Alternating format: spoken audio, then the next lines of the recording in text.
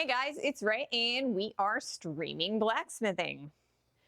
So today is Friday and we are going to be continuing our bolt tongs. So happy Friday everyone, and more bolt tong forging. So far we have done a little bit of work on both sides of our bolt tongs.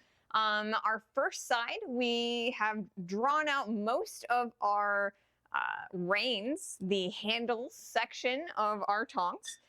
And on the other one, we are just starting to kind of start drawing that out. We've gotten a little bit of movement already, and it looks like the section that we've kind of reserved for the jaws and the boss of these tongs is relatively similar in size. So I'm really happy with that. And these two pieces are going to be really similar, and that's beautiful because we always want two identical halves to a set of tongs. So today we are going to continue drawing out the second side, and we're going to put this side away for a little bit. We'll use it to compare the second side, but I don't know that we're going to get into any new work on that side. We're just going to focus on drawing out the rest of the handle, making these guys identical. So that's what we are planning on doing today. So let's see. First things first, let's start up the forge.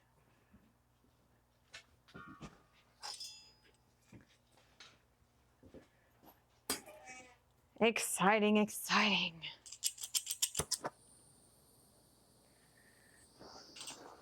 It is about 50 degrees today, so it's pretty nice outside. I'm really looking forward to spring. Yeah, that's nice. Okay, ready to go.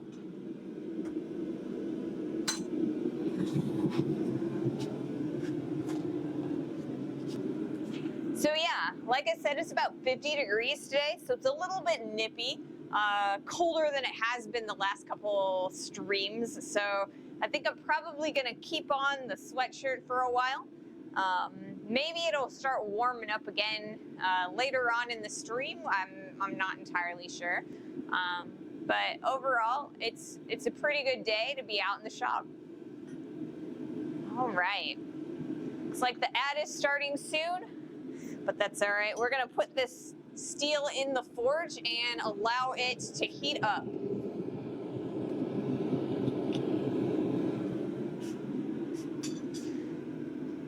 So I've got a brand new emote that I just posted, or that I just uploaded yesterday.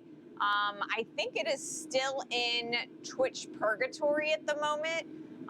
All of my emotes have to be, I guess, like reviewed, I guess. I don't know if it's by an actual person or by a computer, but they have to be reviewed before they get released.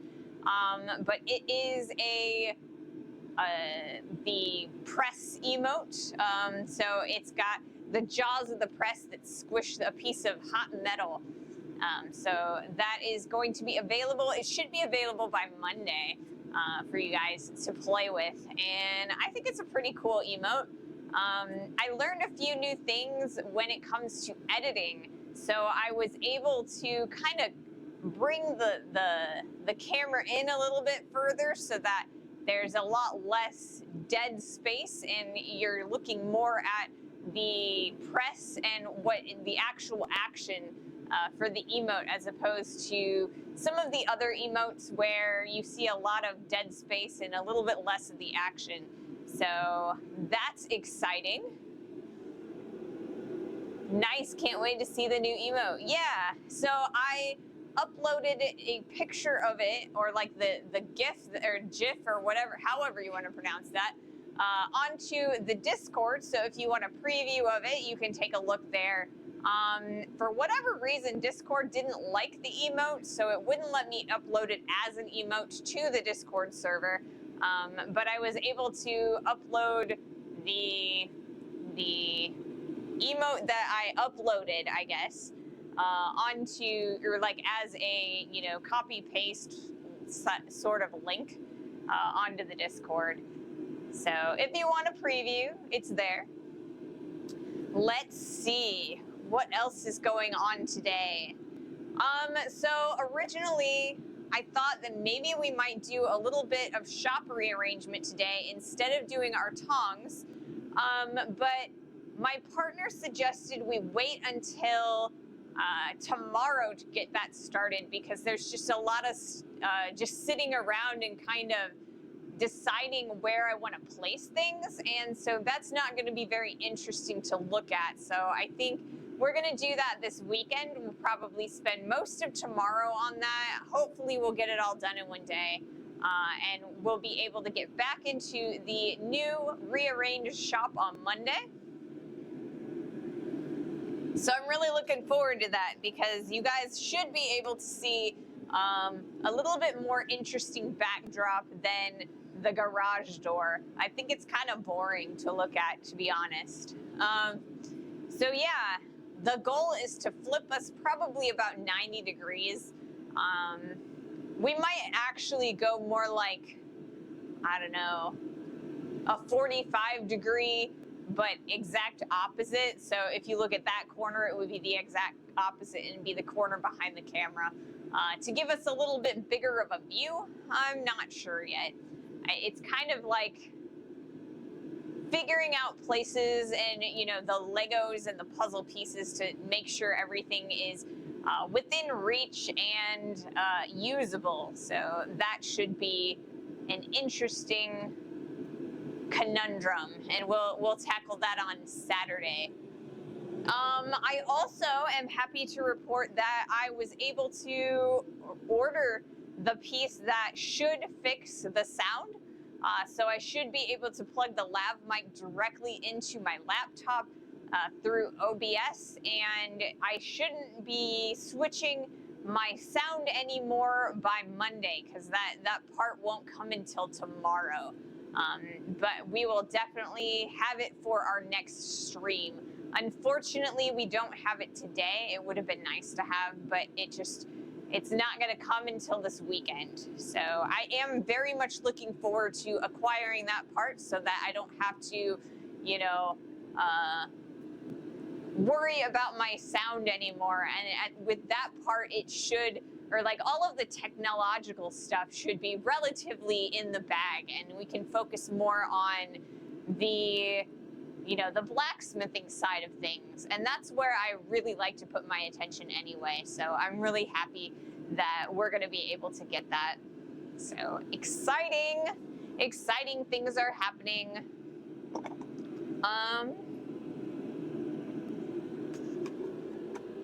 New audio receiver will be a big win. It definitely will.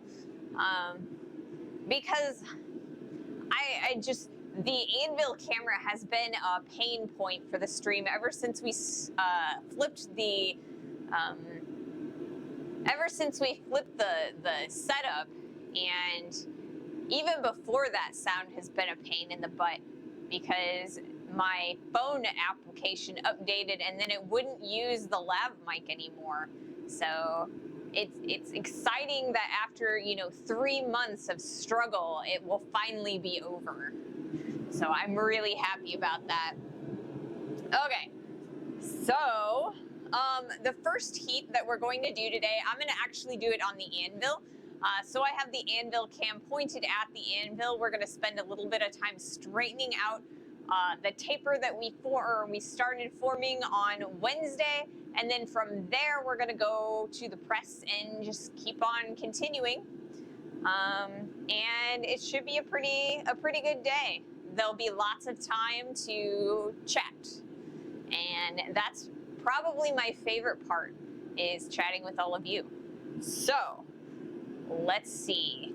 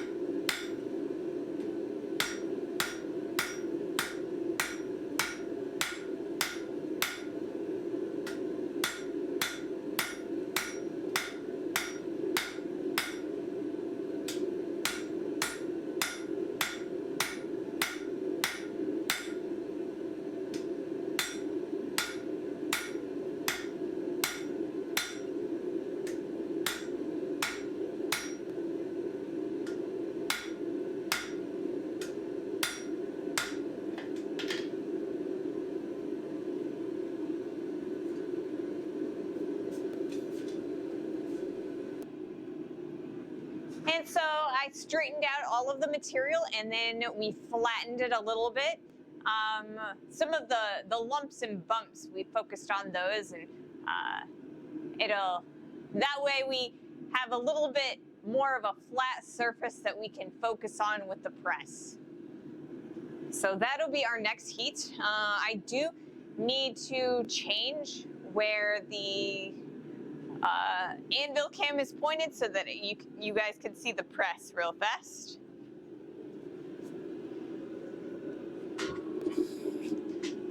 I noticed the other day while I was editing VODs that you could kind of see the anvil cam in the shot. So I'm kind of trying to see if I can't make sure that it's not in the middle of the shot this time. Because I think the leg of the tripod gets a little bit on the distracting side. If I can move it over just a hair, maybe. Let's see. I think the cord's just gonna be in the way, maybe. Yeah, I think that'll be all right. Okay. And then I am gonna do that. There's another cable in this shot. What is that cable? Oh, I know what that cable is. That's not a cable. It is the hose. All right, cool. Welcome in, Sandwich. Good evening. After all, it's a workshop, not a movie studio. Exactly, man, exactly. Yeah, what I thought was a cable was actually the propane hose. You know what? I think that this propane tank is empty already. All right, that's my fault, my bad. I'm sorry, guys. I should have changed the propane to the new one, and I'm sorry, guys. I will do this real fast, or at least attempt to do this real fast if I can find my wrench. Where did my wrench go? Goodness gracious, Ray. I am incredibly, what happened to it though? It should be just over there. There it went. It fell on the floor. There we go. All right, I'm sorry, guys. I should be more organized. I totally forgot that I had not changed the tanks this time. So I'm sorry. So let's do this real fast.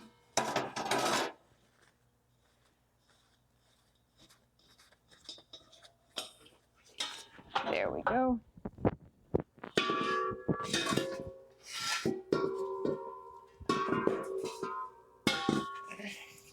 And this guy's brand new, so this should be the only time we're changing today.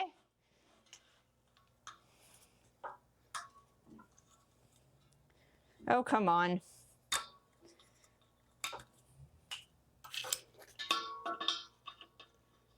Here we go. Much, much more better.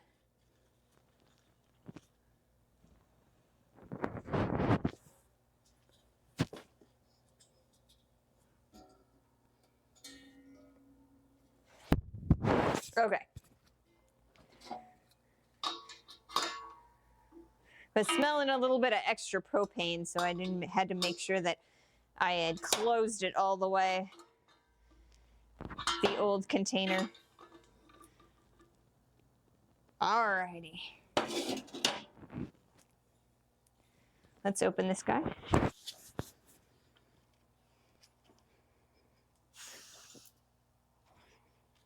No.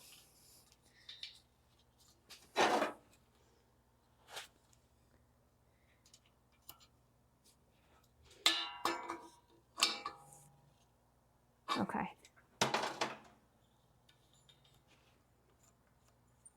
All right, cool. We're good now. Okay, let's start this up again. Propane wrench was trying to hide with the multi-tool. Exactly. Although this time I know where my multi-tool is. My multi-tool is on my bed because I am wearing girl pants today. And unfortunately, girl pants do not have the pockets of guy pants. Men's pants, they have so much better pockets. So I've decided that I don't care about gender norms and I'm going to wear guy pants. And people can, deal with it. I'll wear my girl, rest of my clothes, but my pants, I'm tired of not having pockets. I'm gonna wear guy pants. So,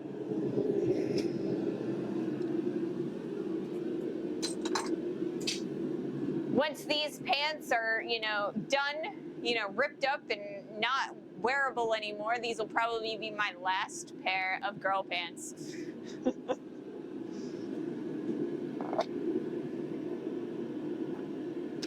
And then I'll never lose my multi-tool again because they'll just live in my everyday carry. Along with, my keys and my wallet and phone and all of that. So, yes, exciting. Yep.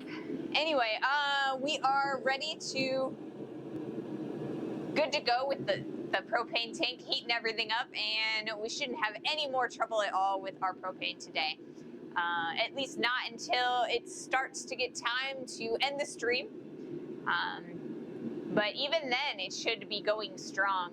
It takes a while for the first freeze. Right. All right.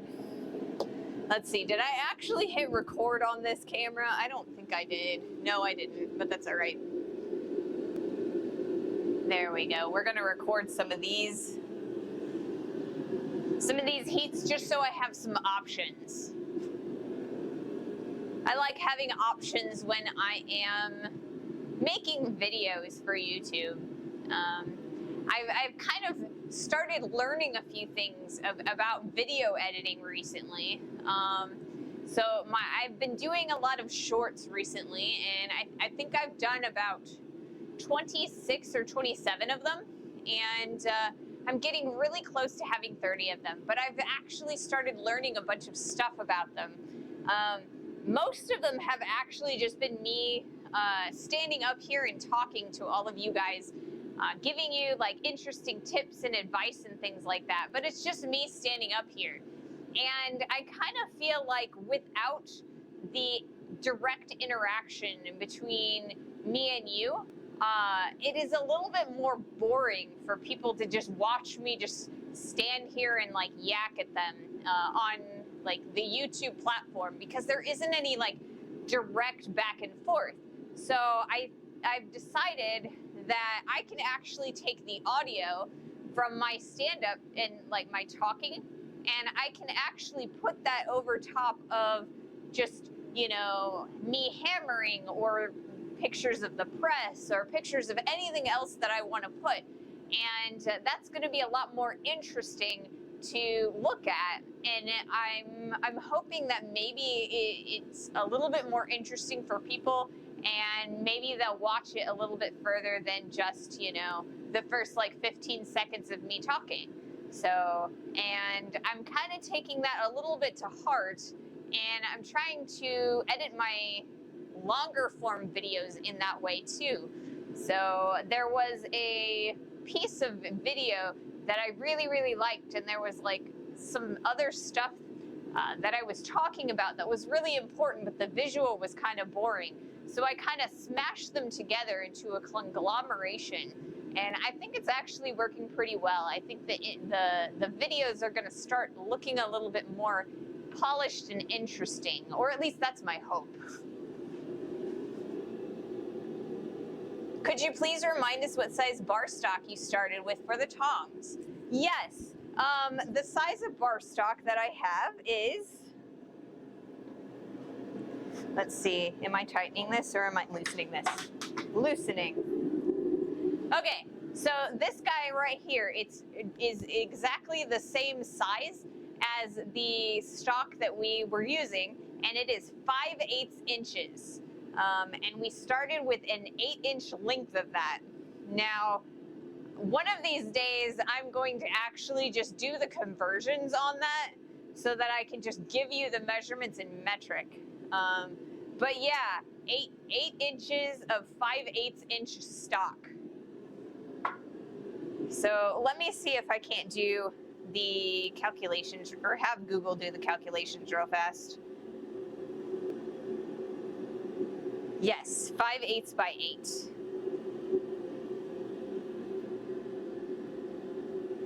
Uh, 5/8 inch to centimeters.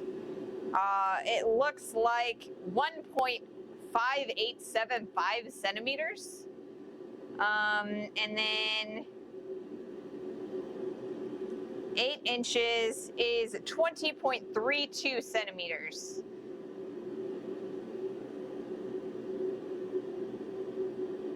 For those of you who are smart enough to actually use metric.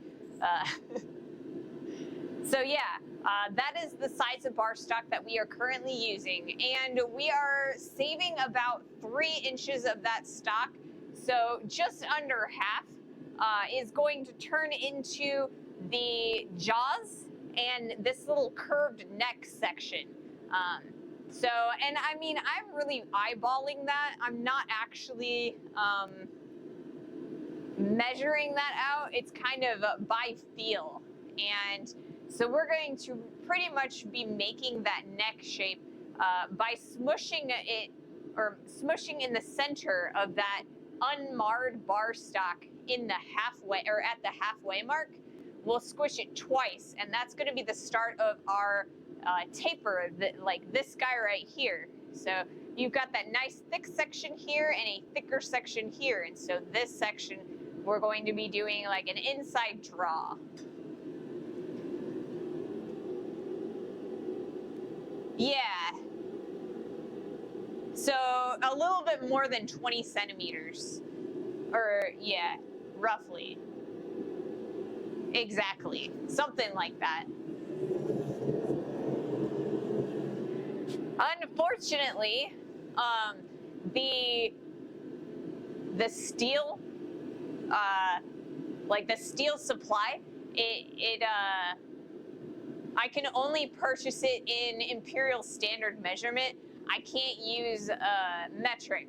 Whereas when I'm doing more furniture stuff, I can deliberately buy metric fixtures. So like my screws and my bolts and my drill bit sizes, a lot of times I'll buy those in metric because it's so much easier to make that conversion, and it's just, you know, more convenient. But unfortunately, the steel supplier does not feel that way.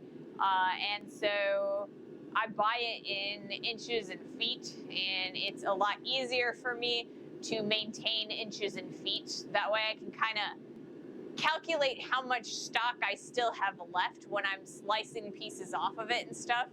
So right now I have about 20 feet, maybe about, or well, actually, yeah, I have about 25 feet left at this time. And so, you know, we have a little bit more stock left for more projects. So yeah.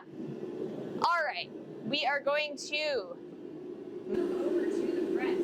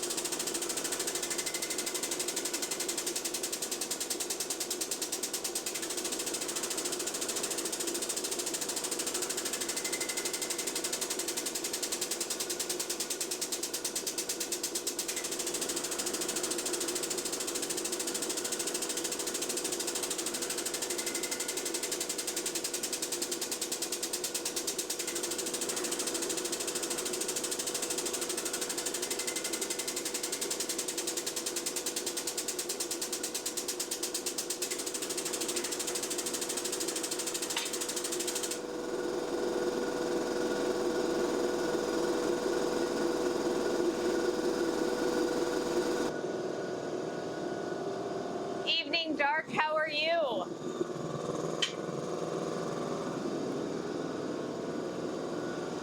We are continuing on with our Tongs project today, so very exciting. But yeah, because we're doing about the same stuff as we've been doing all week, I am going to be a lot more open for a lot of conversation, because I don't really have to talk so much about what we are actively doing, because I've already discussed it. And if you guys need me to repeat that what we are actually doing, let me know, because I am always happy to talk about the current project and any other questions about blacksmithing that you guys are interested in.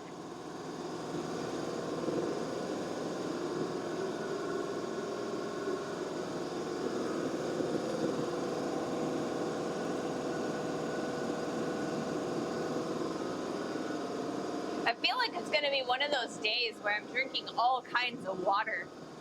It's a little on the cooler side, but I kind of feel like my throat just feels a little bit dry today from talking.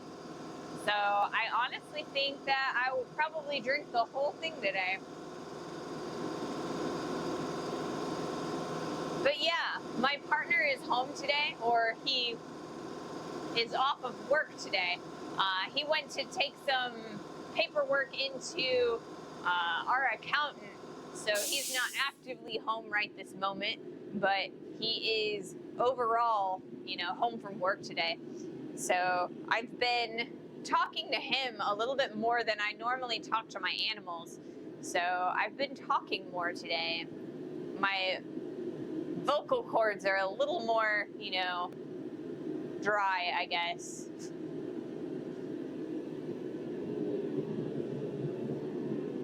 Yep.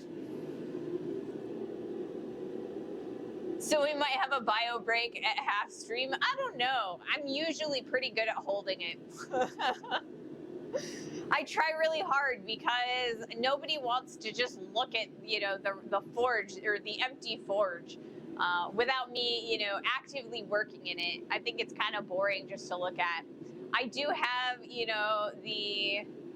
the be right back screen of the forge heating, but I don't know. I think that's a little bit more boring than me actually actively being around. So I try really hard to not have to use the restroom.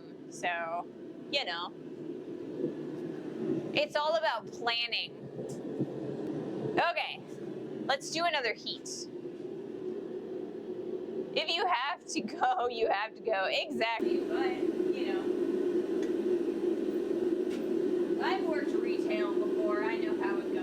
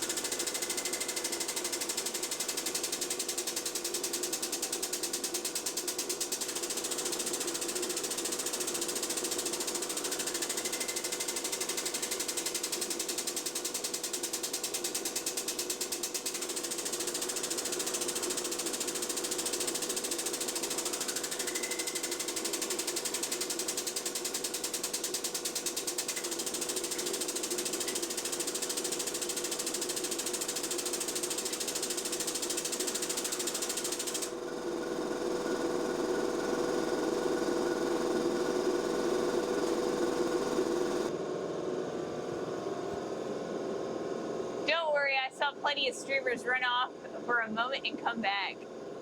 Oh, another bloody bot. Exactly. Let's see about getting rid of the bot. There we go. No more bots.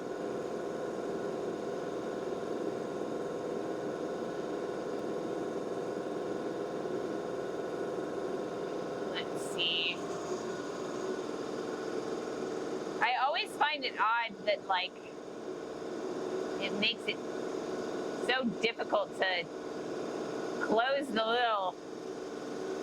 little thingy when after I ban somebody.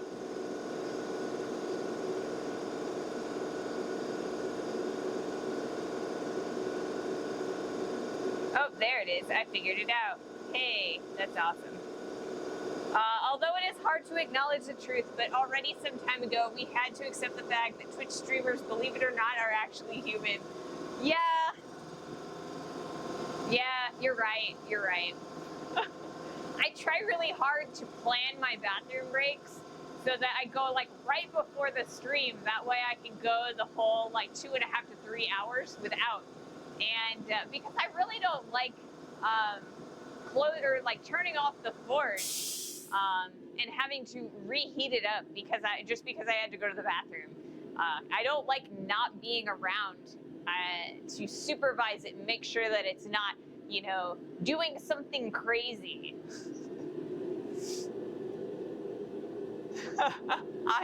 You're not convinced, exactly. I don't know, maybe I am human, or maybe I'm not human. I could totally be like one of those androids or something.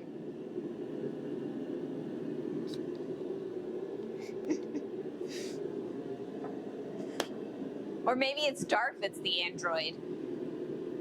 I mean, you know, there's probably some kind of truth to robots, you know, driving trains.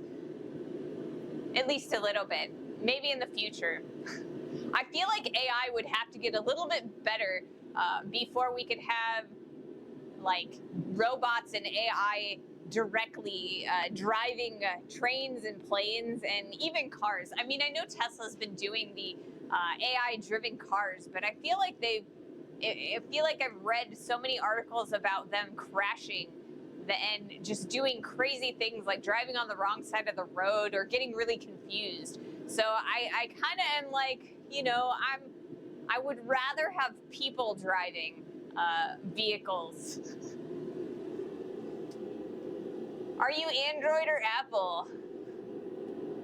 Ads. A non-corporeal existence.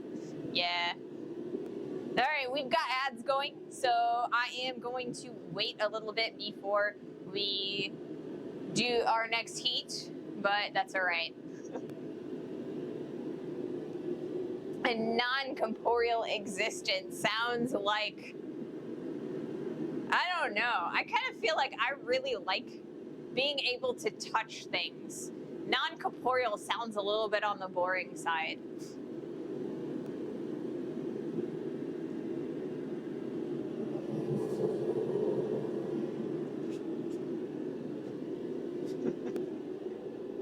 With autonomous driving level 3, it seems to work pretty well. Meanwhile, more is difficult. Yeah, I imagine that AI is a little bit, it's hard for them to drive. But yeah, I think that we've got a few more years before we have a full fleet of self-driving vehicles. But I kind of feel like it would be a lot more efficient if every car was going to be self-driving as opposed to some self-driving cars and some human-driven cars. Because I feel like if you could just computerize all of the cars, then it'd be almost like taking a bus, right? So, you know, you get into the car where you need to go, and then it takes you on whatever track it's on. And I feel like it would be a lot easier for self-driving cars if everything was like a bus or a train, so that way it didn't have to like account for human error and craziness. Because I mean, you never know when someone's gonna fall asleep on the road.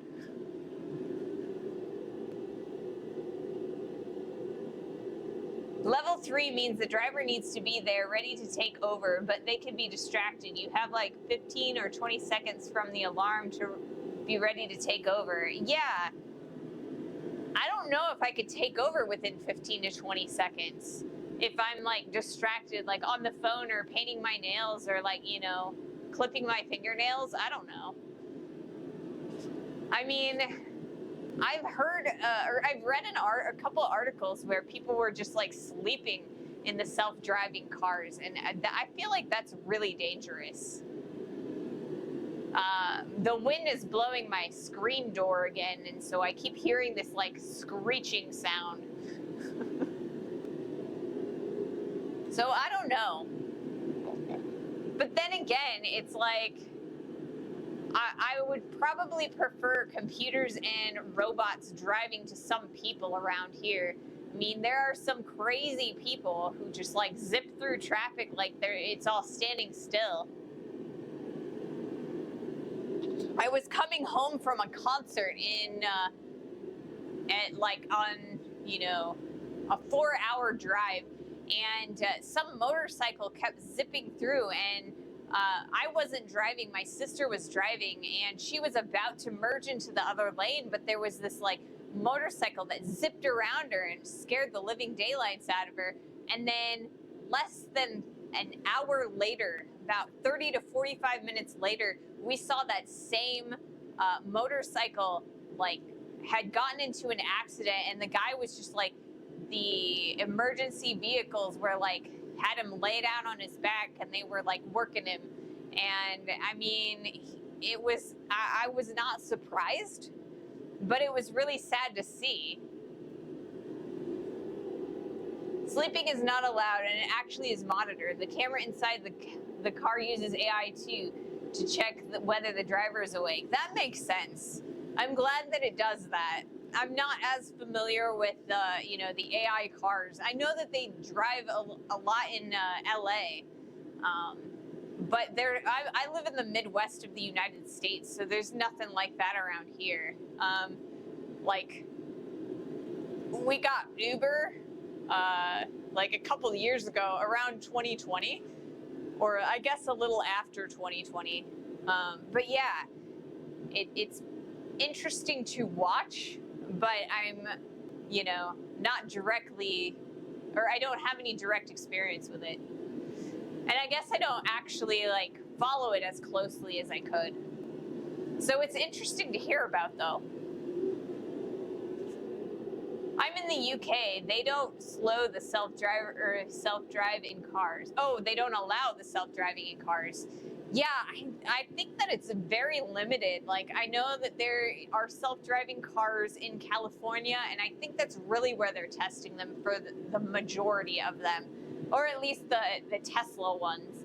I know that there are a lot of more electric cars in Europe and in China, and they're probably, I would not be surprised if they were developing AI driving or like self-driving cars as well. I just know that in the United States, the only place that I'm aware of them actively being tested is in LA.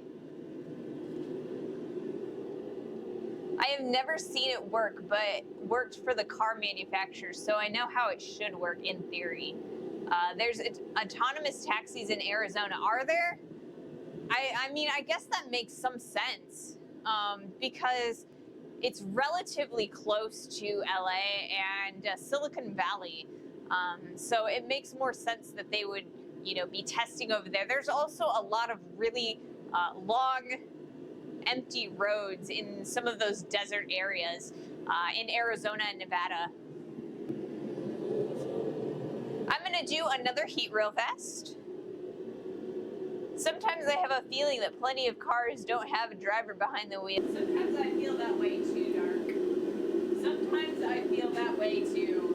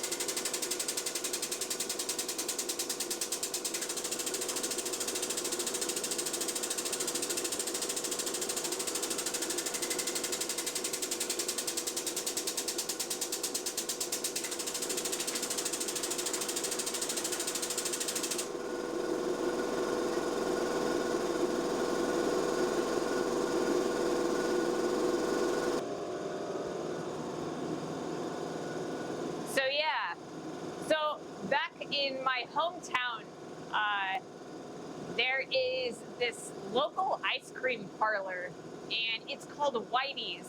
So I'm probably doxing myself a little bit to some of you. It's semi, famous, but not amazingly. It's very local, but I mean, there have been celebrities that have, been there. Anyway, they have shake-making machines, and there's just this weird sound when they're mixing the shakes with their like little mixer machines, and it sounds exactly like the press when it's like really working hard to press the metal down. That's kind of what it reminds me of. You have to distinguish the levels. On level 3, as said, the driver can be distracted, but must be ready. On level 4, the driver can actually sleep. In some constellations, the car can even drive alone, but not everywhere and under all conditions. Level 5 means the car is really autonomous and does not need a driver at all. This will take quite some time. If it happens at all, it will probably be technologically feasible at some point, but it might be too expensive to be economical. Yeah, I really think that you would almost have to have an entire grid of cars that were solely autonomous to make it, and just have it be like a service.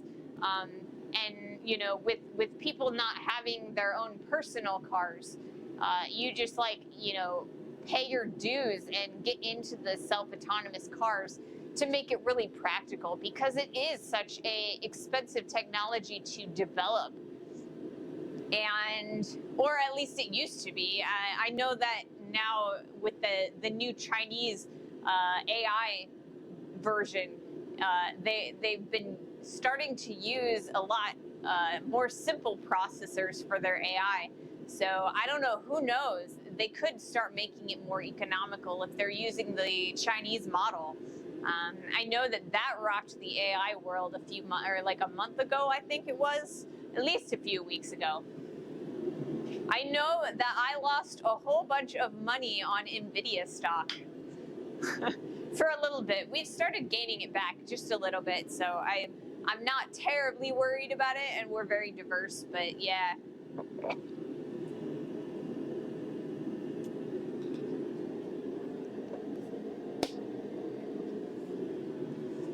It's been a ride with the whole AI technology. It just seems to be, everybody wants to be the person that makes the biggest breakthrough on that. Everybody's gonna want their own AI technology to train. So it's interesting to take a look at. It is not so much the development cost, but the cost per unit, actually, because we make it sufficiently safe, you need a lot of sensors. Ooh, that does make sense. And I feel like they probably wouldn't last nearly as long as just a regular car, too, would they? I mean, because when you think about, like, a phone, your sensors start breaking down after about 2 to 3 years. So, like, your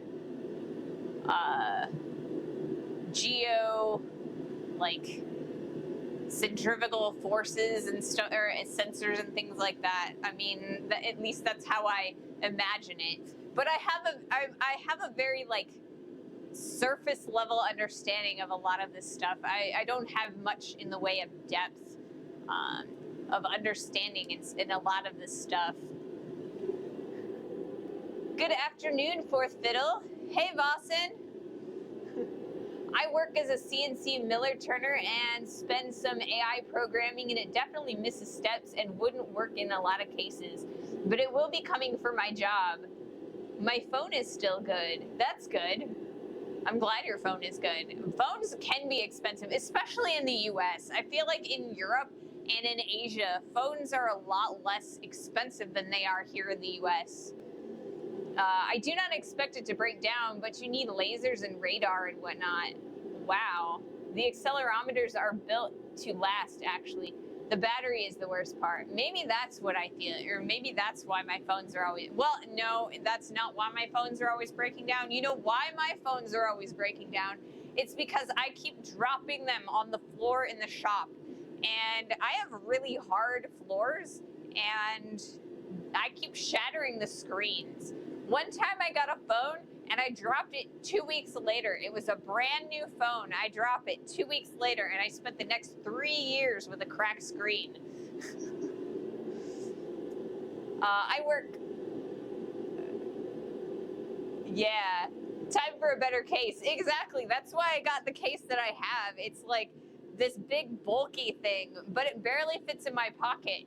That's part of the reason why I need to wear men's pants now, because I always am losing my multi-tool and my phone never fits in my pockets, and I can't fit, you know, my keys and my inhaler in the same pocket, and I hate purses. I feel like purses are just, I don't know, they're like a ball and chain in my opinion. I mean, I know that a lot of people love their purses and they, you know, they put all these convenience items in there. I don't. I always lose my purse and I end up with so much crap in there and I'm just like, why do I need a purse when I could just fit things in my pocket? So I'm just gonna start wearing men's pants so I have pockets. I have a case like that too, a backpack. I mean, yeah, backpack works, but I don't know. I have scoliosis, so my spine kind of curves a little bit. So sometimes backpacks don't, or like they kind of hurt my back sometimes. They have to be like really well balanced with the strapping and stuff in order for them for long-term use, I guess. I always have 6 pockets minimum, right? I mean, guys' pants are great. It's like they have the 2 front pockets and the 2 back pockets, and then there's always like that little tiny pocket inside the other pocket. And I mean, that's 5 pockets right there. And then if you get like the, you know, the pockets on the side of your thigh, like the cargo pants, that's great. Man, all of the stuff that you could put in those. Or you could get them caught in things. I've totally gotten my pants caught in like door jams and stuff, like on the handles. Inertial measurements units, IMUs, with accelerometers and gyroscopes are already pretty much in every car you buy. It's needed to implement the usual assistance like ESP. That makes sense. There is a seamstress in our town who will put bigger pockets in women's clothes just because of this. Man, I know that there are seamstresses that will do that, and there's totally one in my town. But it's kind of one of those things where with fast fashion, it's difficult for me to like remember that seamstresses are a thing until I'm actively like trying to make clothing. I used to do a lot of cosplay when I was younger, and so I do know how to sew, but it's kind of like 2 different sides of my brain. Hell yeah, make cargo pants great again. Exactly, man. And men's pants are so much more durable than women's pants, right? Like the thickness and the quality of the material in women's pants is so much lower than guys' pants. You get this really thick, nice material, like canvasy material, and you know, you could just walk around in it because people are actually anticipating that guys are going to be rough and tumble on their clothes. But no, these girls, we just go shopping and, you know, sit around and talking to our friends, right? We don't do rough and tumble things. There was so much pocket envy when my son and I were in Boy Scouts. Exactly. All right, I'm gonna do another heat real fast, and we can continue this conversation.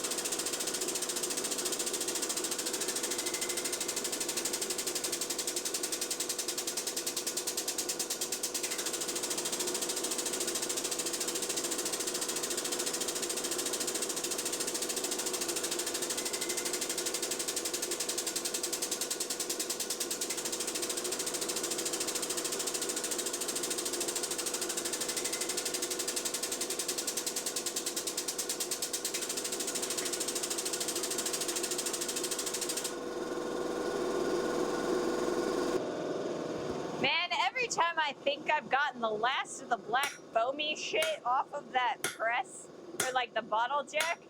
Another piece falls on the ground in front of me. I'm just glad it's not falling on the metal. It smells so bad.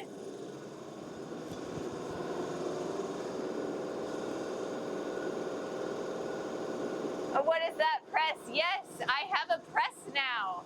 It's all fixed and ready to go, and we have Mahalo to thank for that. I can't speak to women's jeans durability, but you get what you pay for a lot of times. Cheap jeans have thin denim.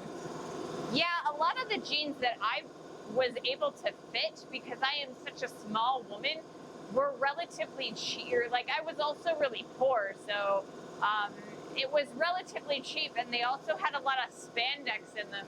And spandex just does not hold up. I mean, yes, it's very form-fitting, and it looks really nice on me, but it's kind of like, you know, the extra heat and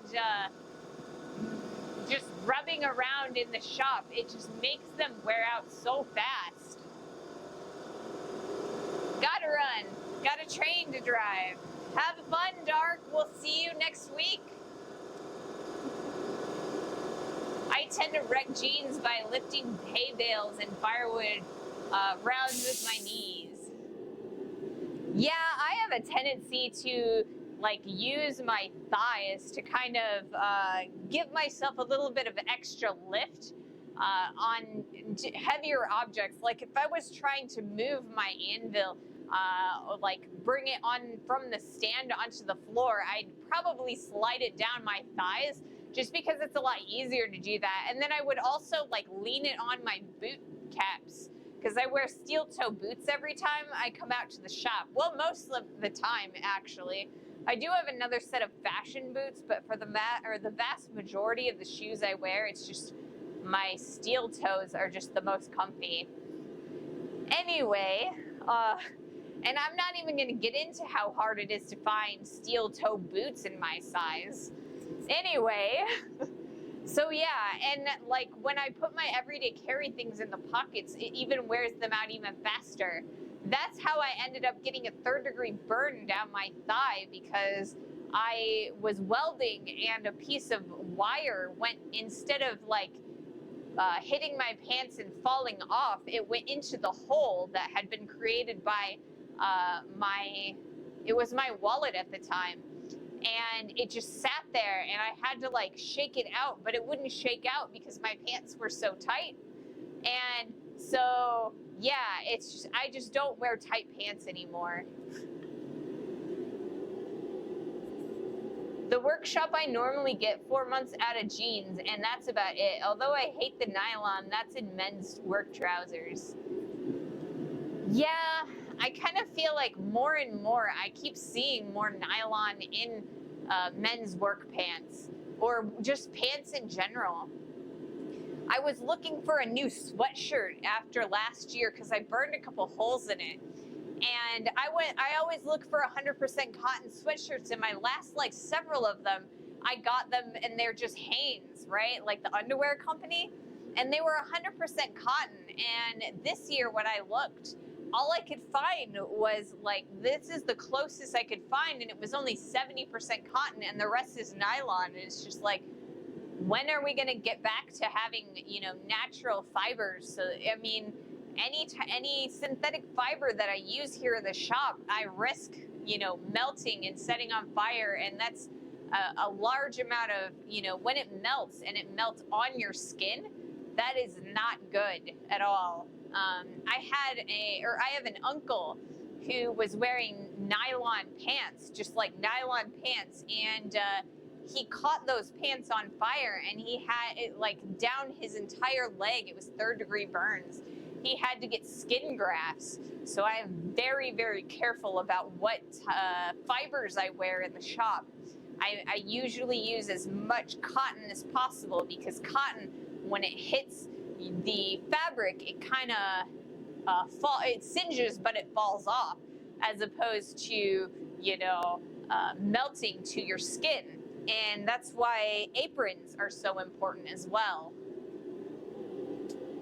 I gotta try those fire hose canvas jeans sometime, but I'm hesitant to spend that much money to test them.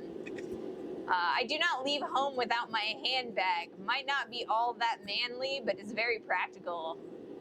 Wax on your skin is sexy, though. I mean, wax is, but the types of wax that you use in that sort of purpose are really low melting point waxes. So you're not going to burn your partner or yourself by using them, but you might if with or you will with nylon because it has a much higher melting point, and there is a much greater risk. One of my favorite memories doing work experience was watching a 28-stone man stripping down to his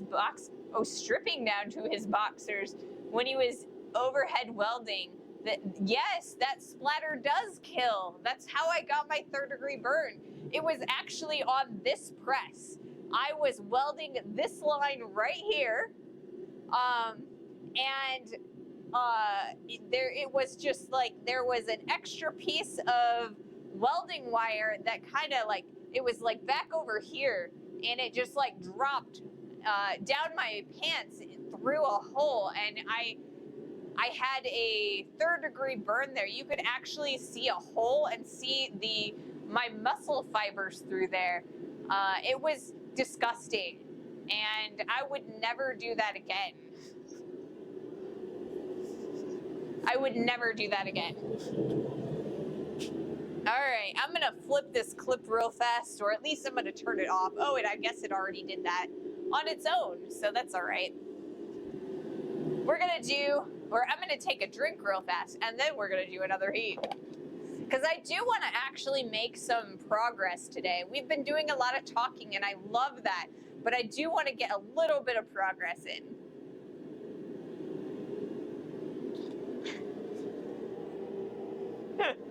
One more heat.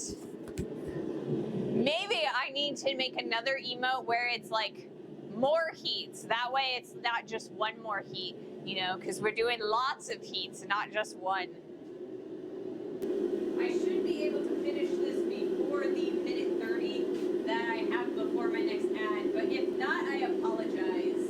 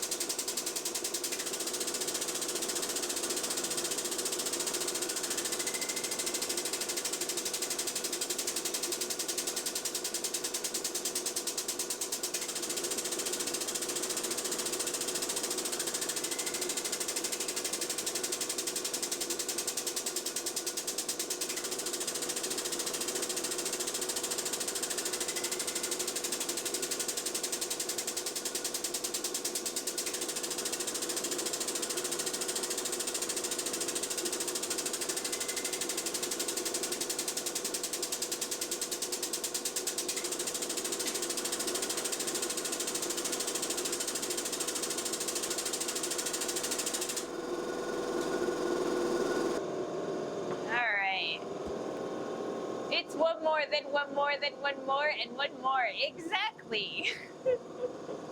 There's always one more heat, right? Man, my voice cracked. That is the best.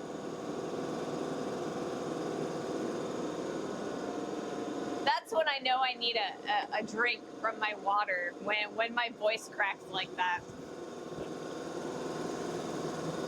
All right. I think for our next heat, we're actually going to come over to the face of the anvil because we've got a really distinctive curve So I'm going to move the camera real fast, make sure that it's all nice and focused on the anvil.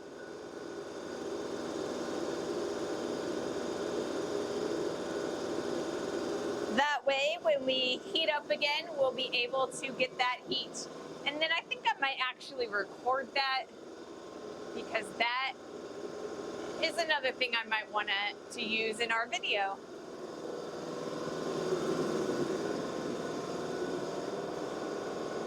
As long as there's propane, there's always one more heat. Exactly. And I always try to have propane around. Even when all 5 of these are empty, I have another propane tank outside attached to a grill. I could totally steal it. And then, you know, where would I be? I'd have more propane. So always more propane.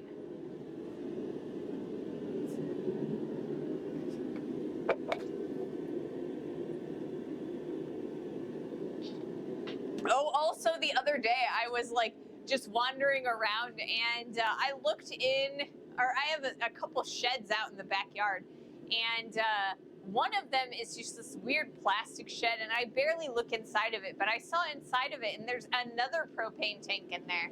It's like not one that I would ever hook up to the forge, but I could totally exchange it and have the, you know, exchange people deal with it, clean it up and whatnot, and then I could get another propane tank. Yeah. So you can have tongs or steak, but not both. I mean, you can totally have tongs and steak.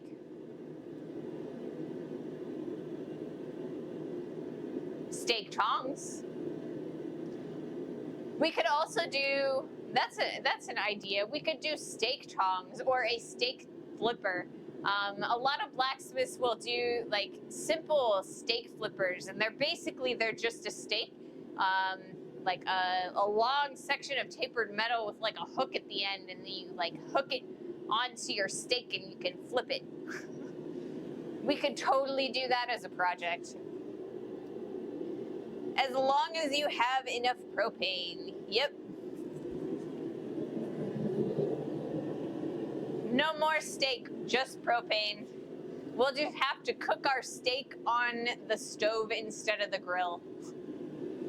Although, I don't know, I think grilled steak is a little bit better than pan fried or pan seared.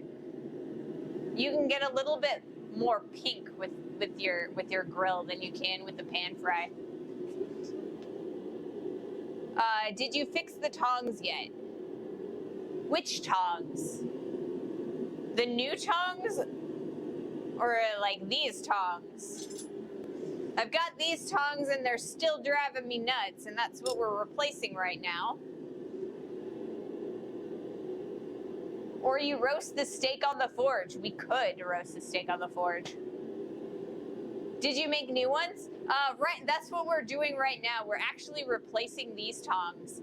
So they've been driving me up the wall, and I keep complaining about them, and I think you guys are tired of hearing me complain about them. But yes, that's exactly what we're actively doing, is replacing these tongs. And we will be using these tongs to kind of help us replace them. But yeah, so this is the first half of the replacement, and the other half is in the forge right now. So we are about, I'd say, maybe a quarter of the way through this project.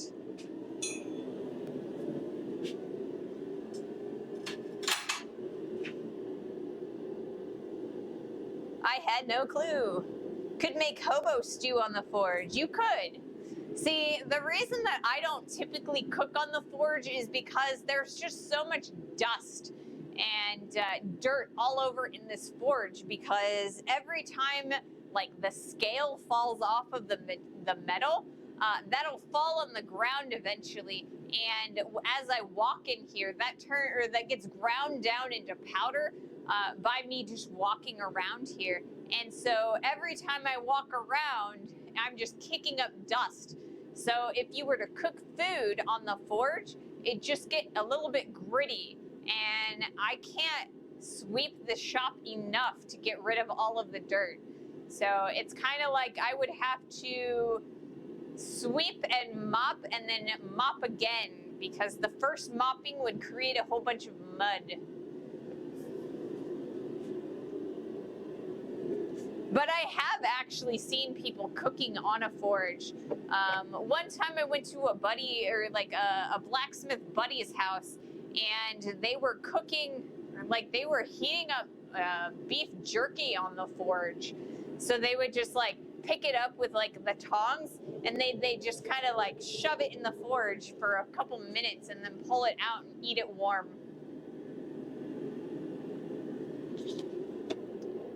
Just add a bit of crunch. Exactly. I mean, all the iron you ever need in your diet right here all over the floor. In the air. That's the beauty of making hobo meals. It's all wrapped in foil. Oh, okay. Yeah, I get that. We used to make those when we went camping.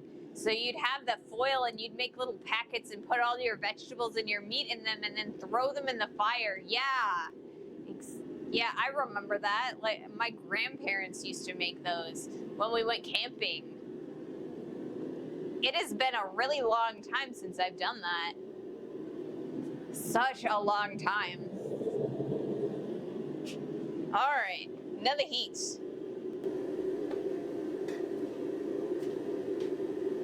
Wait. Oh, I said I was gonna do this, didn't I?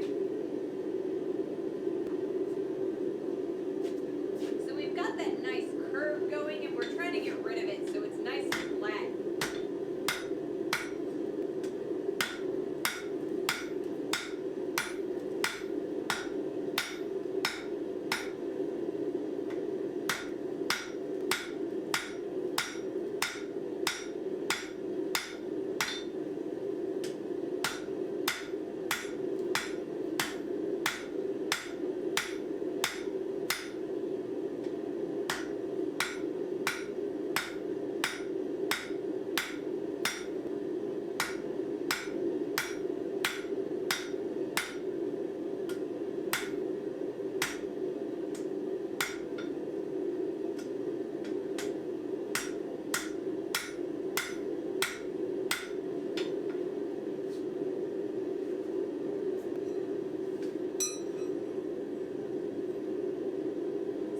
Like we've got maybe 3 inches left to go. So we're getting there. We are getting there.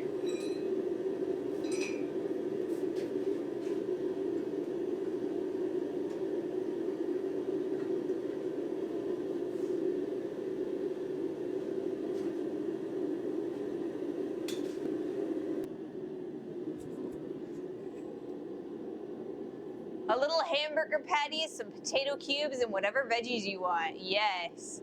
So are you working with modern steel or pig iron? Right now I am working with mild steel. It's modern steel. It has a composition of 1019. So if you were to look it up on a metallurgical chart, that's the designation it would have, 1019.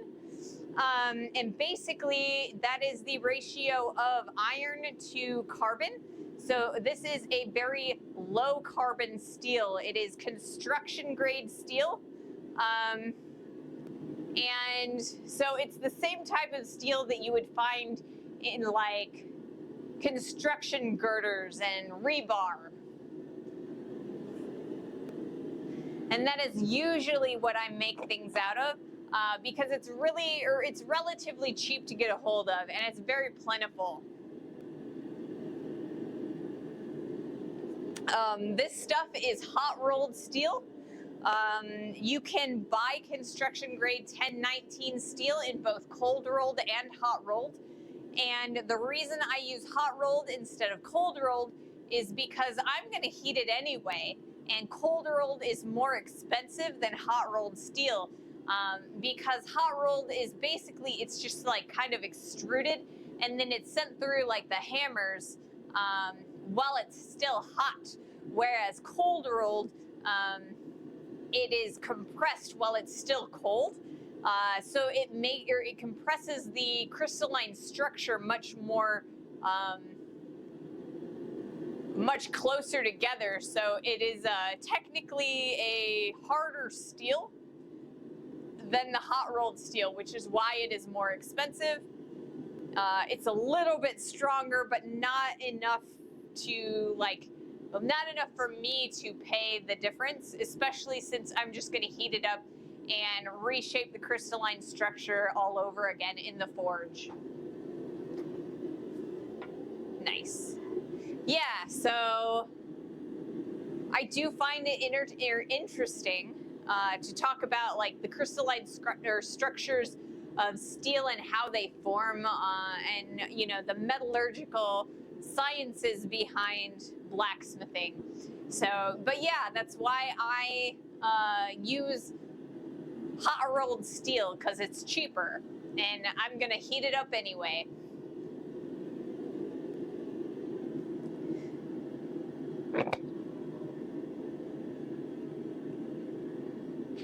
Every once in a while, somebody will have come before I got to the steel supply and will purchase all of the hot rolled, and they'll only have cold rolled left. So I'll buy that then, but I prefer hot rolled because it is cheaper. And I mean, if I really wanted to cheap out, I would probably just go to the hardware store, the hardware section, or like, you know, the construction center. I would go to the construction section of my hardware store and buy rebar. But part of the reason I don't use rebar is the extra, like, bumps on the rebar. It's extra effort that I have to put in to get my tapers down. So while it's a lot cheaper, it takes me longer to create projects with it. And so I'd rather put a little bit extra money into getting flat steel in the exact sizes and the exact shapes that I want, if that makes sense. Yeah, you have to get those out. You really do, because I don't know, I think rebar is ugly on its own.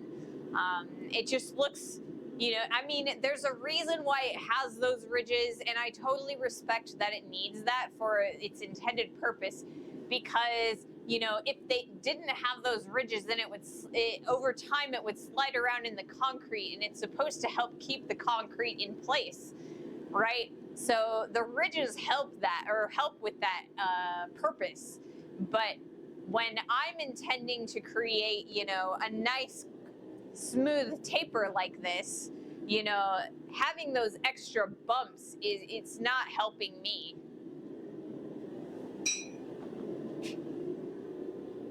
What about railroad track? So you could forge railroad track, you really could. However, something to keep in mind that it is a high carbon steel, which means it's a little bit stronger and harder. You would have to temper it in order to, you know, kind of get the most out of the steel. It's a lot harder to deal with too when you're trying to like cut it into sections and stuff. A lot of people will use railroad ties for blacksmithing, you know, fodder. You can get railroad ties relatively cheaply, and that's basically, it's the giant nails that they use to secure the track to the ground. And I mean, I have used those in the past. They're relatively thick, and you can get thinner ones, and I tend to prefer the thinner ones because it's a lot easier to work them without machining. But yeah, you can use railroad track and railroad spikes. Just be careful that you are not technically stealing them. I know in the United States, all discarded railroad ties and track are property of the railroad companies, and so you can't just go find some in a ditch and take it home. If they find out, you could get, you know, in big trouble, fined or jail time, depending on who it is, how much you've used, and you know how they find out. So it is possible. I mean, I have a piece of railroad track over there that I will set up as a third anvil when I have company who wants to forge. But I know where that track came from. It came from a buddy of mine who works for a company that repairs train cars. So he welds them up after they get derailed and stuff. And he took that from work. And I've gotten several pieces of really great stock from him. Some really great pieces. So, but he has the provenance for that. He has permission to take that. So my railroad track, my railroad steel, I have permission. It's legal. Oh, no stealing. Yep. Got to be really careful about that. And I mean, you guys, some of you guys are in Europe, so the laws are probably different there. And I mean, I can't give you legal advice or anything like that. You know, make sure that when you're starting blacksmithing or anything really, like hobby-wise, make sure that like anything that seems even a little bit questionable, you kind of make sure that you're in the right. And you're not breaking any laws. Like I know in a lot of European places, especially in the United Kingdom, it is illegal to make knives, to blacksmith knives. So you kind of like, I don't condone making knives in Europe when just make sure that you're not, breaking laws with your hobby. Yep. All right. I am going to move the camera real fast back to the press, and then we'll do another heat.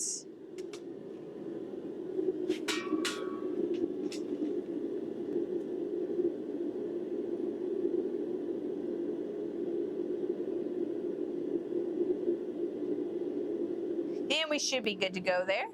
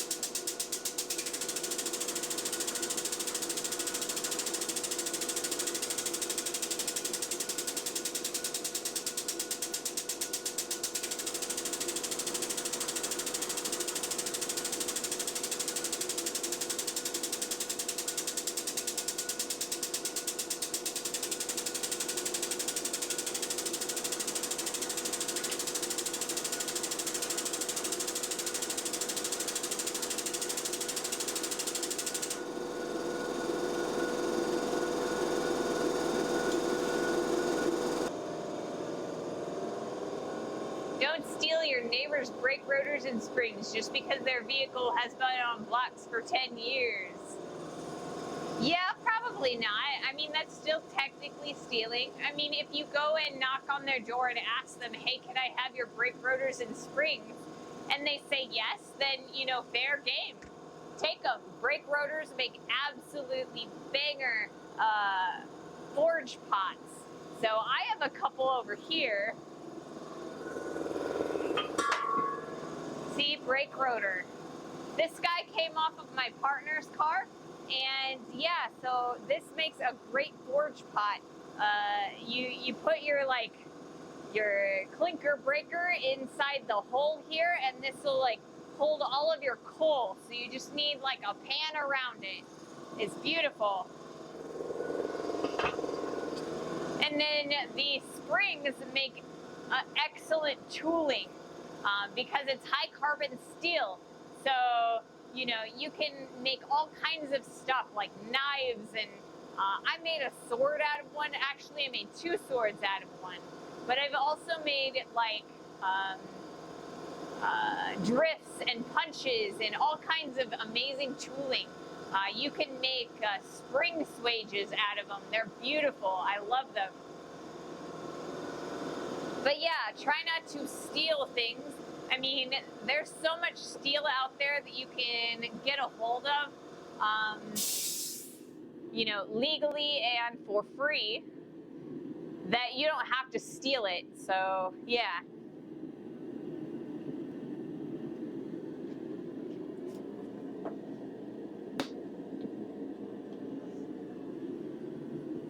But yeah, you can. I know a lot of times I do say that blacksmithing is a very expensive hobby, and it really, really can be if you want to get really in depth with it. But it can also be very cheap. You can, you know, just use a random piece of steel as your anvil, you know, a $7 Harbor Freight, you know, sledgehammer, and like, you know, a set of vice grips as your setup in the, you know, in the beginning. As long as you've got the heat, you can use like, you know, wood shavings and a hair dryer. But I mean, the longer that you blacksmith, the more you're going to find that you're going to want to ease your burden a little bit. The lower cost that you have, you know, the lower quality your tools, the more effort that you yourself are going to have to put into the hobby. So I have my lovely press over here, and I mean that it's probably, you know, about $300 at this point. But I mean, it takes so much extra work off of me, and you know, I don't have to hand hammer things all the time, and it just makes it a lot easier. And you know, so if you spend any time, you'll probably get to a point where you have to decide whether you want to do very cheap traditional styles, or if you want to ease your burden. Oh, for sure, make friends with your local auto shop. They toss out rotors and stuff. There is that's no longer in spec. They really do. And it's, you know, you can get a lot of really good tooling and just like junk steel from garages and also like junkyards. Occasionally they'll let you get a hold of stuff for really, really cheap at a junkyard. But yeah, there's a lot of free material out there that you can use and get started. But like I said, the deeper you go, the more expensive it gets. So, I mean, it's really great to be able to make things that you can make money with. And then you can put that money back into your hobby, or you could put that money into, you know, any number of other things that you need to get a hold of. So I always try to encourage people to learn things that are productive and actually take the time to get the basics down.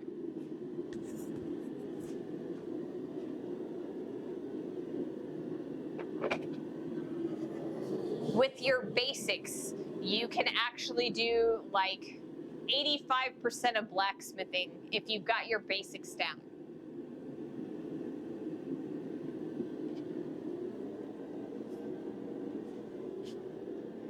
All good tips that I will remember. Thank you. Yeah.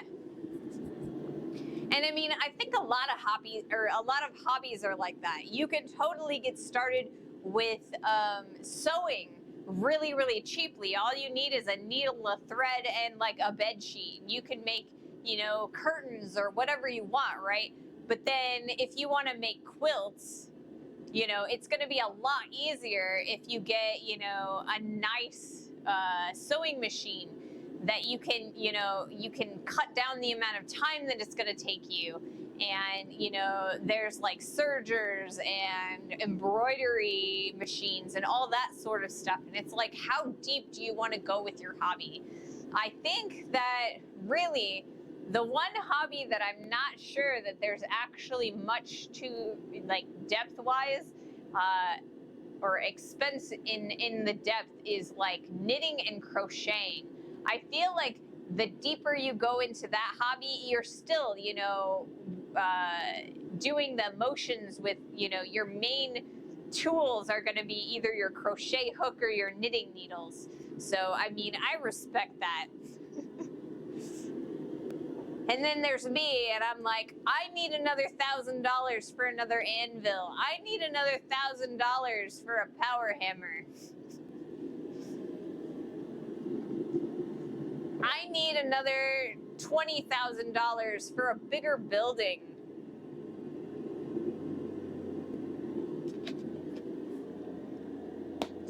All that comes in time, and you can definitely earn it with this hobby. All right, let's do another heat. Is that in focus? Yes, it is. Okay. It's a weirdly placed though. Is that all right? You deserve it. Haha, all true. No such thing as a shop that's too big.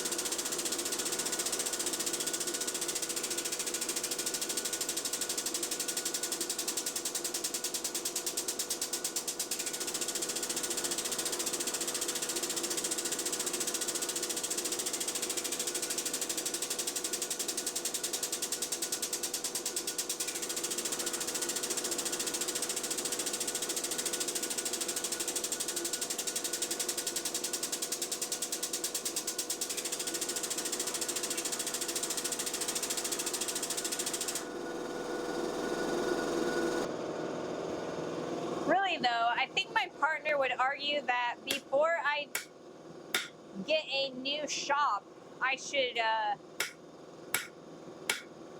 utilize the space that I currently have in my current shop more effectively. I have to admit that I have a lot of space that's just filled with junk that I don't need. So, like, right behind the camera, there's like this shelf, and it only has a top shelf and a bottom shelf. And I'm like, I don't even know why I have that there, but if I could get rid of it, then I could utilize that space. And I'm hoping that by reorganizing the shop, I can kind of reclaim some of that space. Just wondering, have you thought about getting a lathe or a mill in your shop? I have actually considered buying both at different points. Really, what I am more interested in, though, is a CNC cutter. I kind of feel like that would be better addition to my workflow.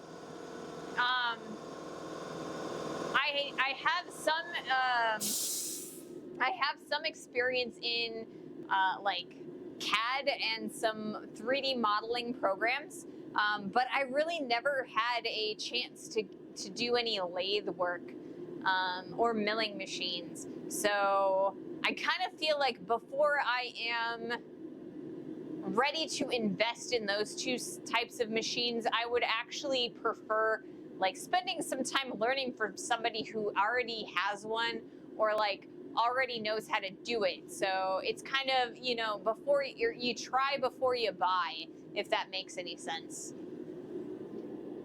Plasma table or just water jet? I would consider both. I think water jet would be difficult for this shop because I don't actually have any water spigots in the shop. So I think plasma would be better overall for what I currently have, but water jet is better overall because plasma creates flashing. So because it's melting that steel, you have a lot more cleanup to do than you do with a water jet. I did lathe and milling. It's so fun. Yeah, we got to add in progress. So I'm going to take a drink.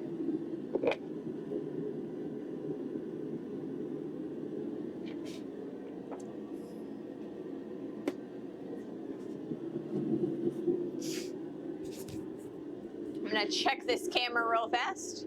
Okay, you can see both of the jaws.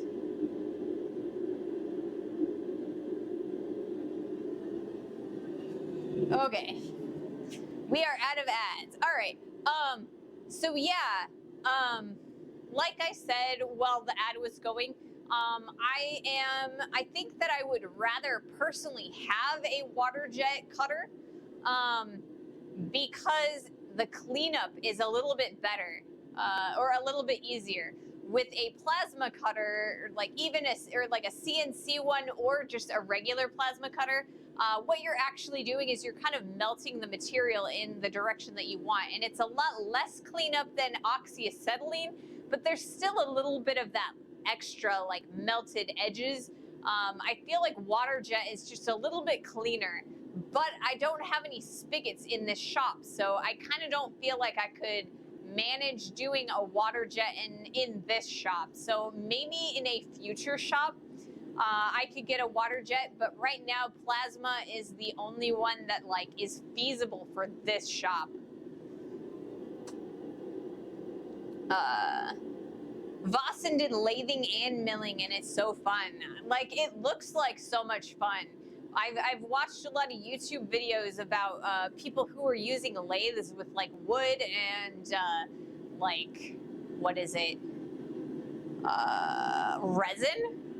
And those look so cool, and it does look so much fun, especially in like milling too, where instead of wood, it's metal. And there was a milling machine at my college when I was in school, but we were not allowed to use it because my instructor didn't know how to use it. The only person in the shop that could use it was the shop hand, and he was like a relatively older man. He was like in his 60s, and he could use it for like making custom pieces of like custom bolts and things to fix some of the other machines, but he was the only one that was allowed to touch it. So that and the power hammers, nobody was allowed to touch the power hammers. So I didn't actually get to learn to use one until much, much later. But I am glad that I learned how to use power hammers. I just have never had the opportunity to learn milling or lathing in the time since I graduated from college. I'd love to learn though. Super easy and fun. I kind of feel like I have a minute fear of it. And I know that the second I get into it, I won't be afraid of it anymore, because like when I was first starting to learn to weld, I was kind of afraid of the welder because, I had heard all of the different things that it could do to you. Like, you could electrocute yourself, and, you could burn yourself, or you could, like, if you touch the wrong thing, you'll die. That's what my instructor said. And I mean, I'm sure that there are some voltages of welders that will kill you, but not the voltage of welder that I own. So it would hurt. You would probably, be down and out for a couple days, but I don't think it would kill you. I think it's too little. But yeah, I kind of feel like, I need someone to watch over me to make sure that I am using it safely and properly before I go out of my way to purchase those types of machines. Don't welders use a rather low voltage? Certain ones do and certain ones don't. Like the one that I use is just a regular household plug.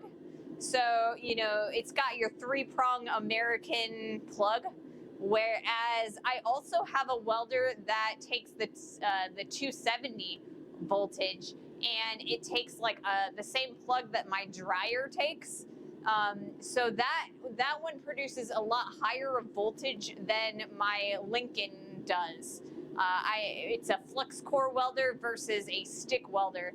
And I think that the size of the welder itself kind of like dictates how much damage it would do, if that makes any sense.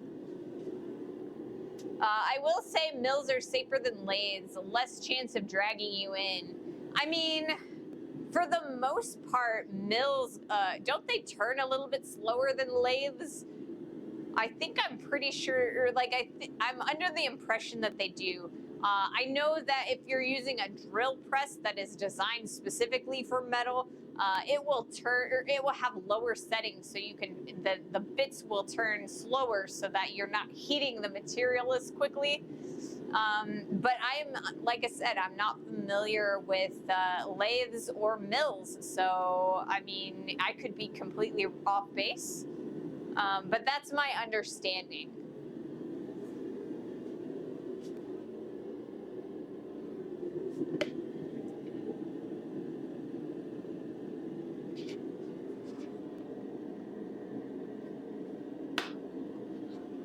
All right. Man, we are almost at 2 hours. Time has flown today. We are going to do another heat real fast.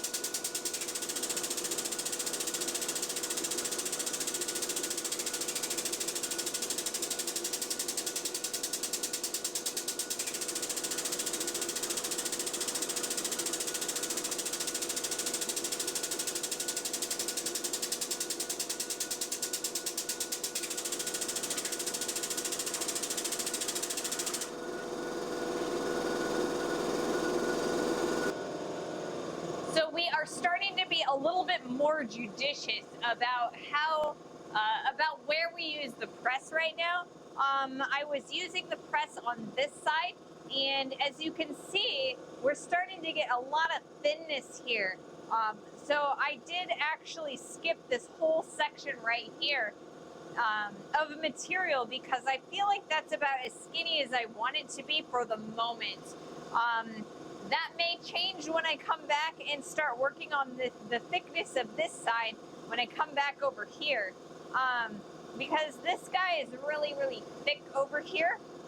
So for our next heat, we're definitely going to work on this face right here, thinning that out really nice.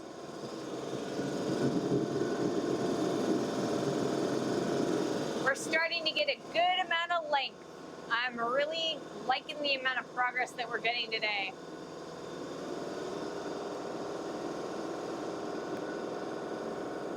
Let's see, I missed one. The main difference is the mill is a smaller cutter moving fast at the work stays still, but the lathe, the work turns and it's more likely to jump at you. That makes sense.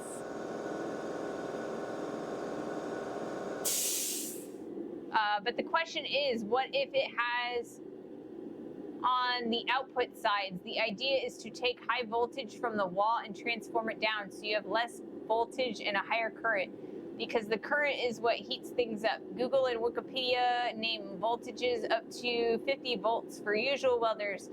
No chance to get shocked from that. Just the currents are up to hundreds of amps. I mean, and that could be the case.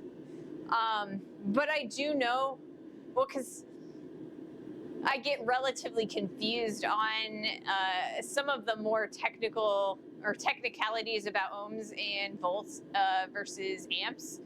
I do know that I can vary the amount of, I think it's amps on my stick welder.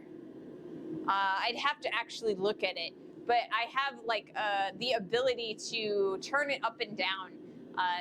And that is because, you know, you need more heat and more voltage, or I think it's voltage, to weld thicker material. Yes, makes sense. That's the current. Yeah, so you need a higher current. Hey, Christy. Also, Alex Banyard, thank you for the follow an hour ago. I may have actually missed you, and I apologize for that. I've been rather distracted today. You guys are doing a really good job of, you know, keeping my attention. Onto the comments, at least. But yes, welcome in, Christy. Or maybe it's Chris T. So, yeah. You'll have to correct my pronunciation if it's wrong. Let me know. I really care about making sure that I, you know, call you guys by the names that you prefer.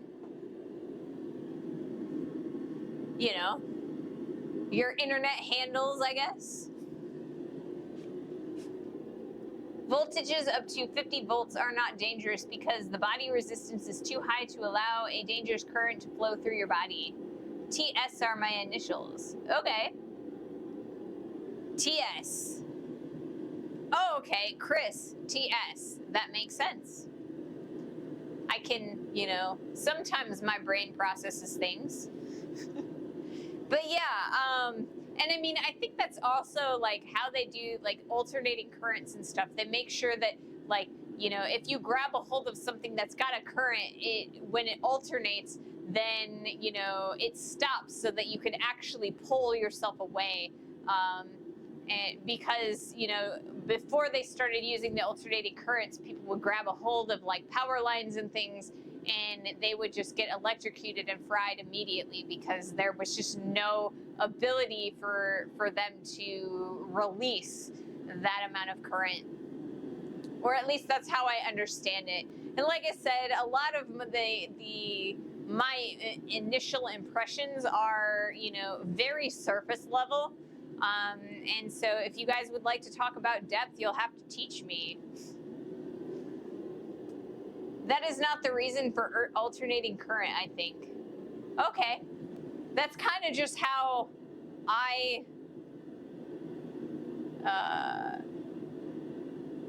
That is how someone told me that as a kid. Around the same time that they told me not to put a fork in the outlet. So if I'm wrong, you know, go ahead, correct me. I'm actually curious. Let me know. The reason is rather that alternating current is that it can be transformed. Okay.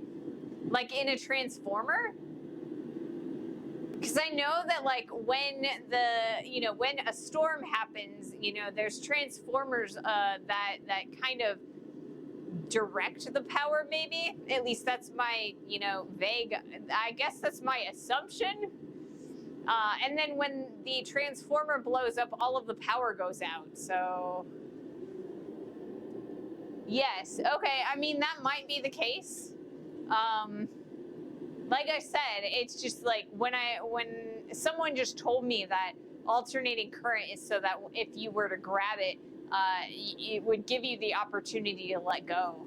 So, because they told me that when they first started putting power lines up, the guys who were like affixing them or whatever, they would grab a hold of them, and if it wasn't turned off, they would just be stuck there and you couldn't get them down until you shut off all of the power.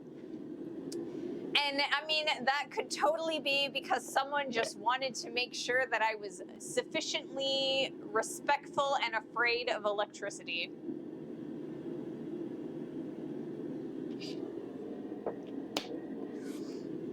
I think I actually heard that lesson in my junior high 8th grade art class. So yeah, my 9th year in school, because we have kindergarten in the United States, and that's the first year.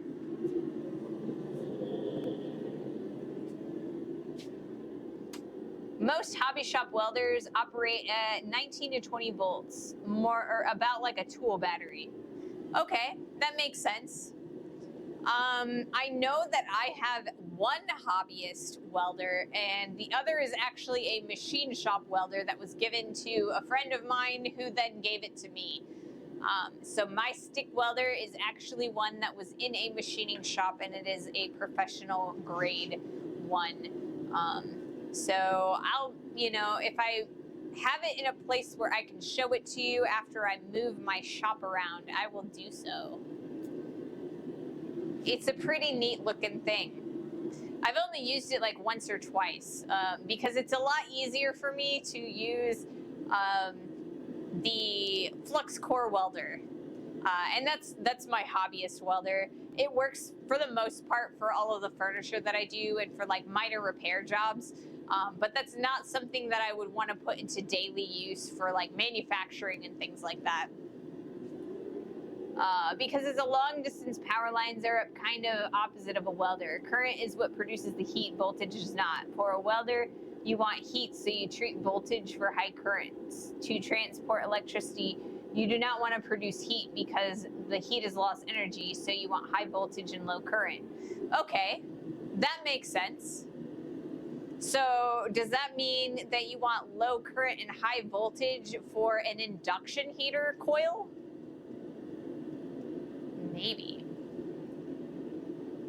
All right, anyway, I am going to do another heat real fast, and we will see. Give you some time to explain that.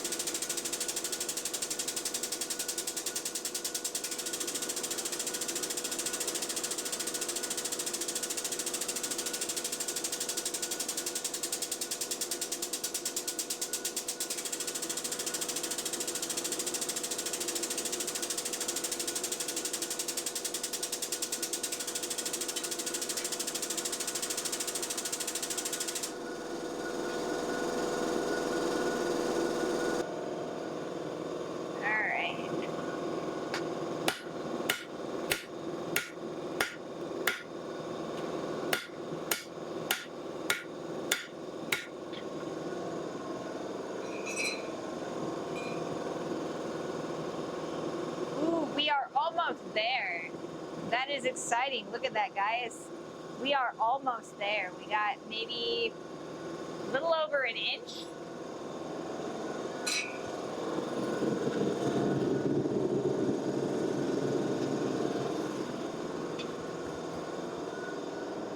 An induction heater creates currents in whatever you want to heat to, well, heat it up.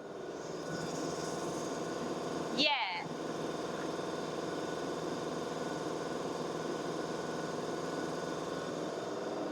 Induction heater creates currents in whatever you want. Okay, so it just creates currents. And I mean, there is byproduct heat in most electricity. At least a little bit.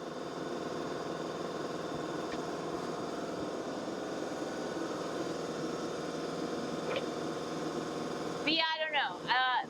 My instructor, when I was in sculpture class learning how to weld, he's the one that told me that if I touched, or like he always was very concerned about when I was trying to change welding wire on the MIG welders, and he always told me not to open up the side panel because I could kill myself.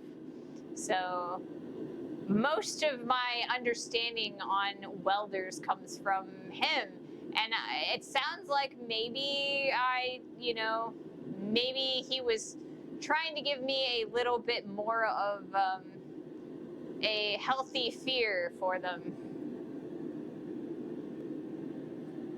Most of my knowledge of electricity comes in, I know how to wire a socket, and I know how to wire a light, and I know how to do run parallel, and I know how to run circuits, or congruent circuits, I guess. Got to respect electricity, exactly. The story about direct currents not allowing you to let go is true to some degree. Still, alternating current is more dangerous because already rather small alternating currents can disturb the rhythm of the heart. Direct current does not do that. It rather causes damage by heating tissue up, which takes higher currents. Yeah, that's kind of like why that's what they were telling me. What the line workers who would grab the straight current would actually fry, and they would be crispy when they removed them. So yeah, but I mean, alternating current is probably what they use for a pacemaker too. I mean, at least that's what or maybe it could be. If I am going to, if I were to translate what you just said, that sounds like maybe that might be the case. Or like, the paddles.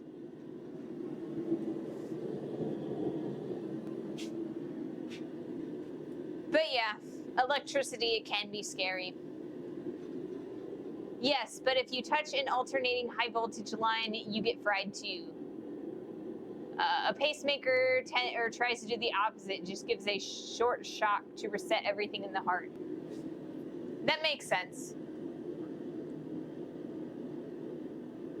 And I mean, there is, they do tell, or I guess they say in the, like, operation room, hospital dramas that I've watched on the television, that you can only hit somebody with the paddle so many times before you start to damage their tissue. So, logic was followed there. I get shocked by a gum bar once. A gum bar.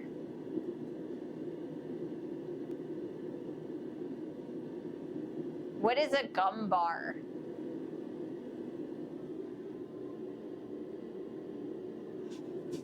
I'm not sure. That is not something that I am familiar with.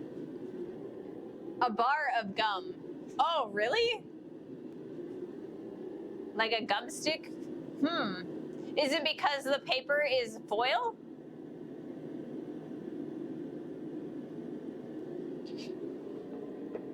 I mean, I know that like when I walk around on the carpet in my socks and I go to touch the doorknob, I oftentimes get shocked. And then in the wintertime, you know, when I'm trying to pet my cat, there's just like a lot of static electricity in my cat's hair. So I'll pet him and then I'll just get like all these minute little shocks every time I'm petting him, you know, across the back and tail. No, it was because it was a trick toy to shock you. Oh, yeah, I've had that happen too. But most of the ones around here, instead of like an electric shock, it's more like a mouse trap. So like you get the little bar of metal that clamps down on your finger. They're the springs on those are never quite as you know, strong as a mouse trap, but it functions the same. In a heart, there are many cells that can produce some kinds of rhythm. If they get out of sync, the heart tries to follow many different rhythms and stops to actually pump blood. Then a shock from the outside can help by telling all the cells by kind of shouting loud enough, everybody stop and listen to my command now. Okay, that makes sense. That makes sense because, I mean, the rhythmic contraction of the muscles. It has to be in rhythm. Like when you're breathing and your lungs and your diaphragm are out of sync, you get the hiccups because it's trying to resync your diaphragm and your lungs. All right, I am going to spend the next heat on the face of the anvil to kind of flatten it out just a little bit, do a little bit of drawdown, and then we'll think about going back to the press after that. I'm not entirely sure how much longer we want to go on the press for drawing down those reins at least.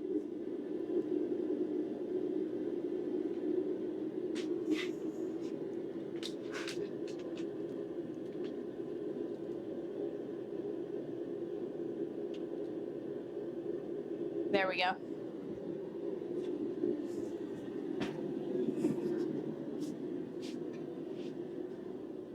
All right.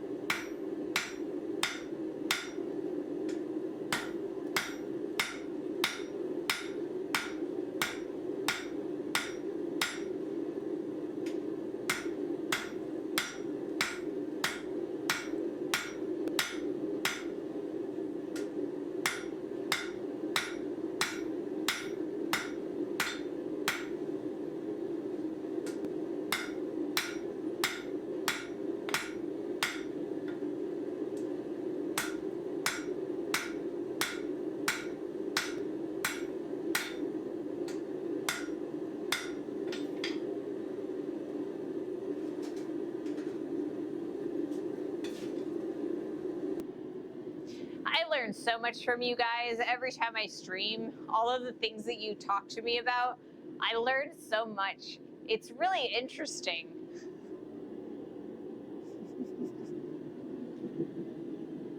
And we are down to ads. I actually made it this time. I keep forgetting to look at my ads.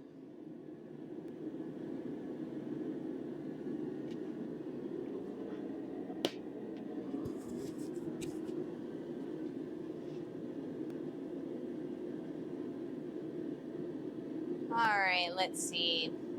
I do need to talk about rounding out the reins for comfort a little bit, and I talked about it a little bit on the previous piece, or like the previous half that we did, but I could definitely use another couple shots of me explaining that. So I will probably do that here shortly.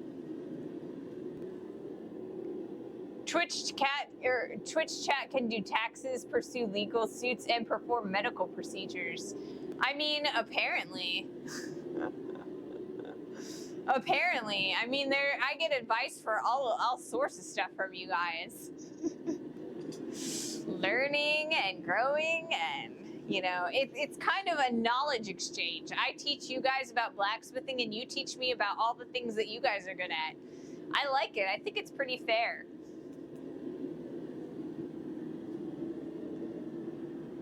And as always, I am aware that I should not take legal advice or, like electrical advice and all that sort of stuff, officially. But yeah, I think that it is great that we kind of have an information exchange. I teach you and you guys teach me. It's a lot of fun and I enjoy learning. That's one of the things that I kind of miss about school, is that I don't learn things nearly as often as I used to while I went to school.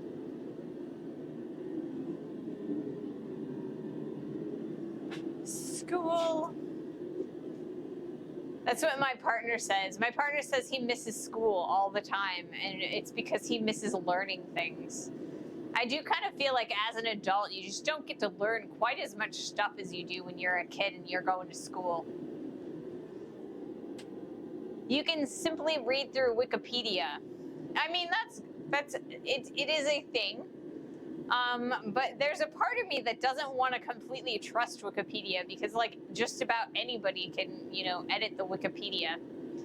When I was in school, they always told me that, Wikipedia is not a proper source. You can't cite Wikipedia as the source for your paper. You have to go and find first or second-hand accounts of things and, cite your sources. So I kind of, when I look at Wikipedia, I have to compare it against other things. Now you can learn video production and audio engineering. Yes, I do. I do learn about video production and audio engineering. That is a thing that I am intensively learning right now. There are mistakes, but swarm intelligence seems to kind of work there. I mean, that does make sense. That does make sense. Because, I mean, if anybody can change it, then, anybody changes something wrong, somebody else can come back and change it correct again. Make sure that it is correct and right. And, I mean, if there's something that I don't know, I could always look at, Facebook or Instagram or whatever and be like, what is this? What is the answer to this question that I have? And oftentimes, I get the correct answer, from like Reddit or Facebook or what have you. The internet is great like that. It makes all of the world's knowledge, at your fingertips, in the palm of your hand. You've got the entire, collective knowledge of the entire world in here. And it's not all that easy to just change something. There is some bureaucracy involved. Is there? I mean, that would make some sense. I mean, maybe peer review, just like science, right? Best way to get good answer on the internet is not to ask, but to post the wrong answer. Exactly, because everybody's like, actually, I can't tell you how many times I've gotten actually'd on YouTube this week. I've gotten quite a few questionable comments. So I don't know. I think that maybe YouTube has sent some of my videos to questionable places.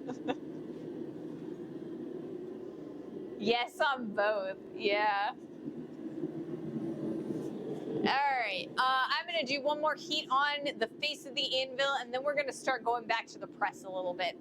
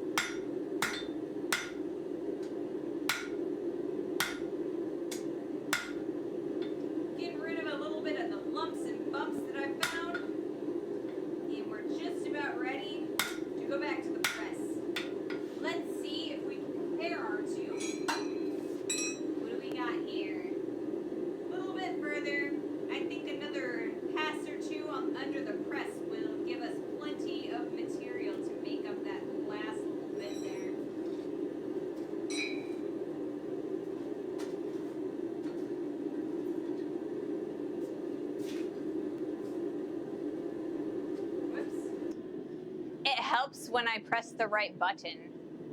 I have this weird habit of like, I'll look at the camera or like which camera I'm on, and then I'll press the button of the camera that I'm already on. So yeah, it helps when I'm trying to change the cameras to hit the correct button.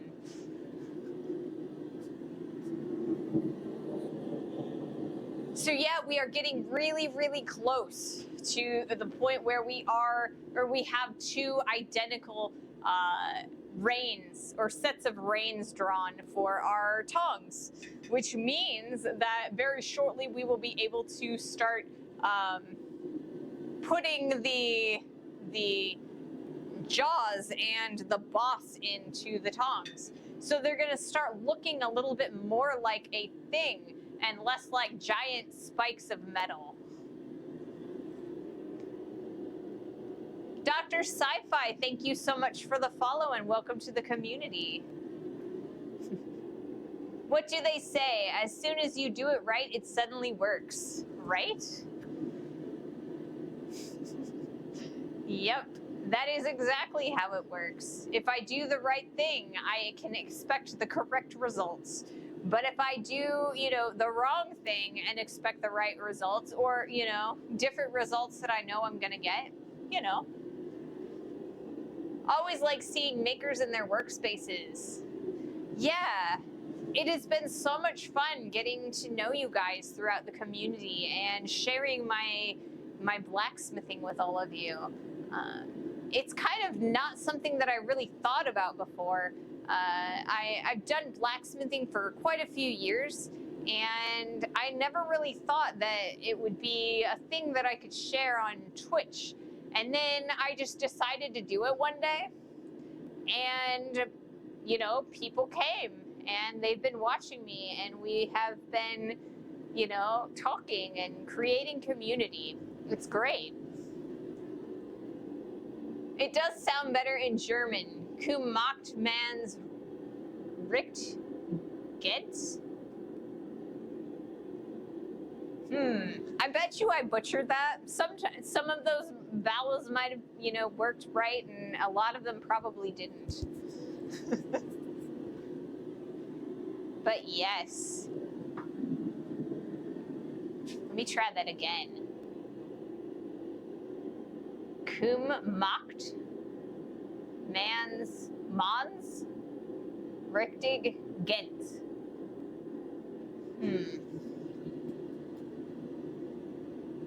Maybe. I'm kind of taking some of the sounds that I've heard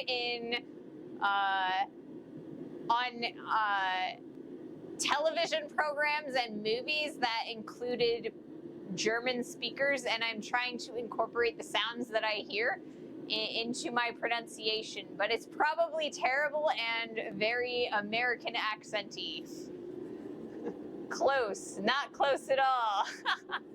Come on, it was not that bad. I don't know. It was probably really, really bad. I mean, like I said, I got my, attempt, sound-wise from probably propaganda videos or like movies. My parents used to watch a lot of World War II movies, and, every time you would see the Axis side, they would speak in German with subtitles, and yeah, that's probably not an amazing place to get that from.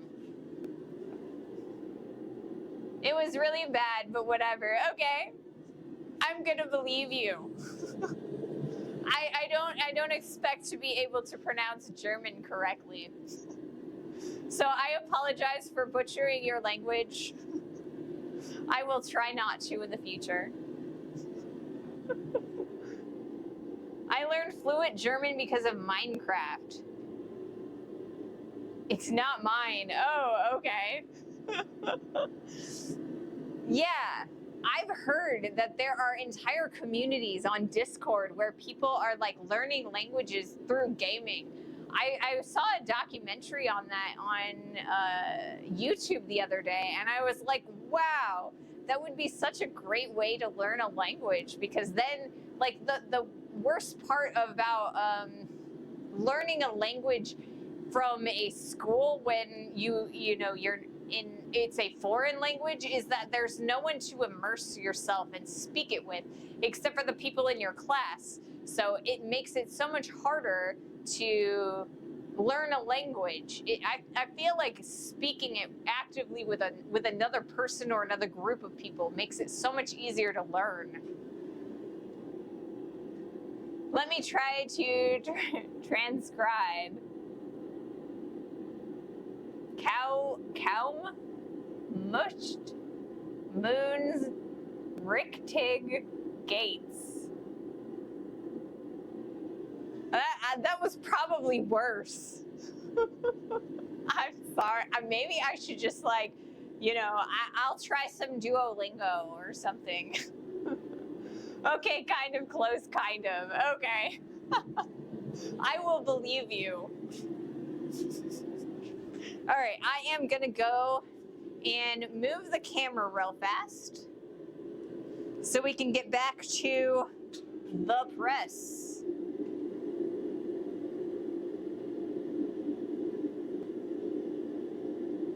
And it would be nice if you focused for me.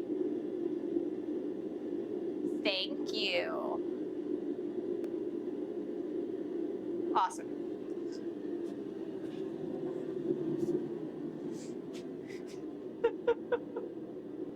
Yeah, I'm just gonna assume that I butchered it worse than the previous attempt.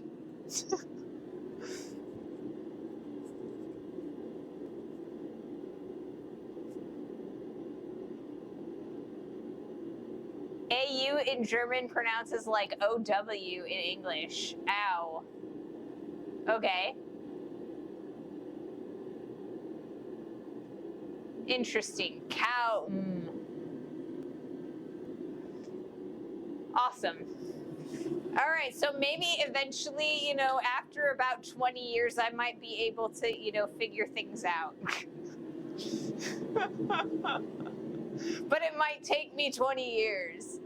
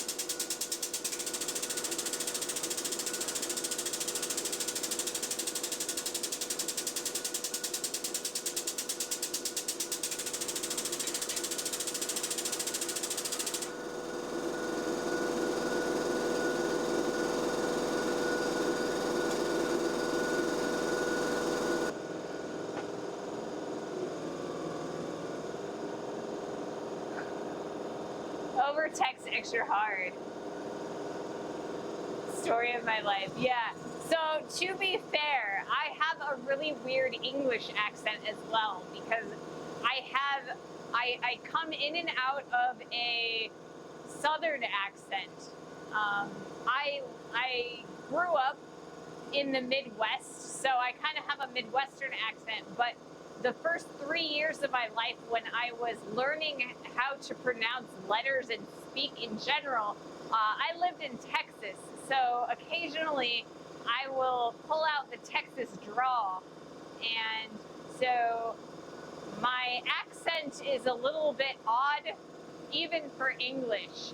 And so I don't expect to have much of an, much luck attempting to read German from text. However, you know, if you ever want to, like, you know, come into Discord voice and, you know, talk in German, you know, it might be easier to learn that way.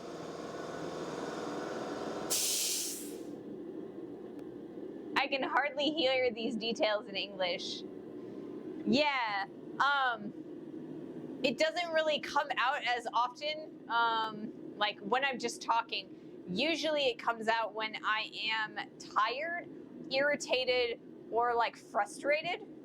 Then the southern accent will come out. And when I pronounce certain words like squirrel, like I always get made fun of for that word. But I mean, if you're not an English speaker, you know, it might be a little more challenging to hear like slight variations. I don't have a really thick accent as far as the southern side of it. I do hear the difference between British and American English, but that difference within the US are too little and subtle for a non-native speaker, I guess. Yeah, I mean, some of them are really, really subtle.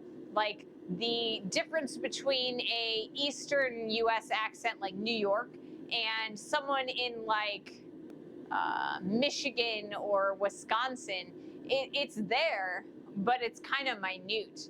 I feel like it's more pronounced when you go from like a northern accent to a southern accent, because you get that southern drawl, and people have a tendency to draw out their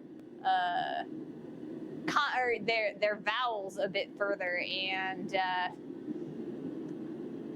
their consonants gets a little bit more muddy. Ask any German to say squirrel and you will laugh your ass off. I mean, you know, some words are really hard to pronounce in different languages. Like the double R would be really challenging for someone who spoke Spanish, because they'd want to roll it. I'm pretty good in telling from which regions within Germany, or which region within Germany comes from. Yeah, I mean, usually that's the case. You're really, when it's your native language, it's a lot easier to tell the difference between, you know, somebody from different regions.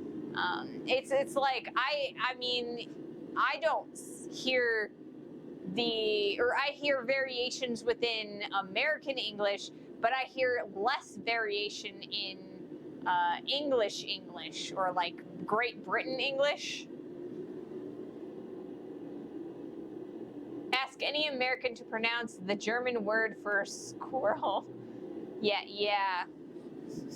I'll bet it's reciprocal. There's no way I'm even attempting to pronounce that. There are so many letters, yeah, not doing it.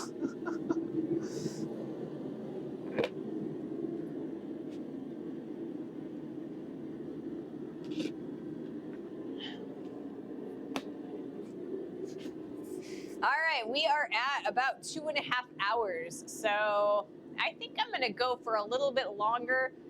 Today, I really want to make sure that the two halves are as identical as I can make them. So I'll probably do another press heat, and then we'll come back to the anvil for 2 or 3 heats. So we'll probably go for maybe another like 20 minutes to a half an hour, just so that I can kind of put myself on the same footing on both halves of these tongs.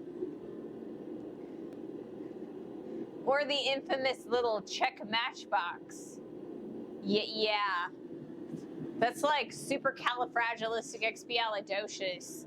I don't even know if that's an English word, but it's from Mary Poppins, and, you know, it's hard to pronounce. The other thing that's really hard for even English speakers to pronounce is Worcestershire sauce. I don't know.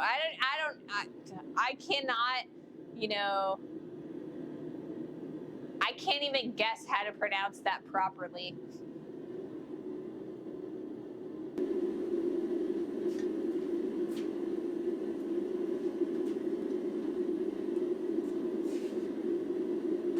All right.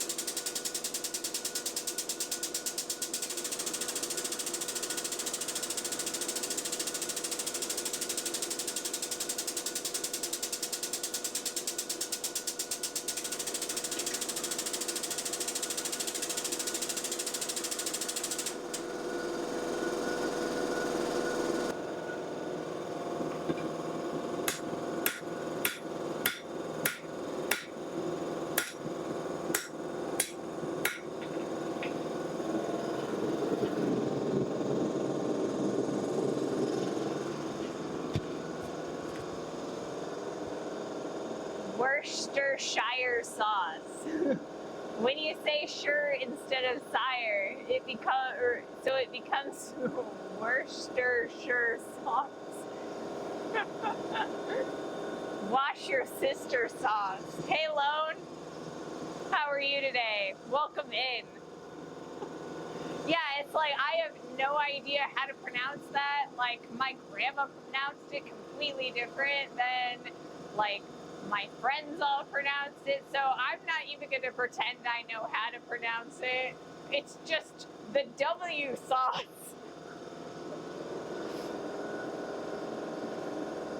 You said it. There are some English words and combinations I struggle with, like proprietary. Easy, you know now. Worcestershire. I don't know. But yeah, proprietary is one of those weird words.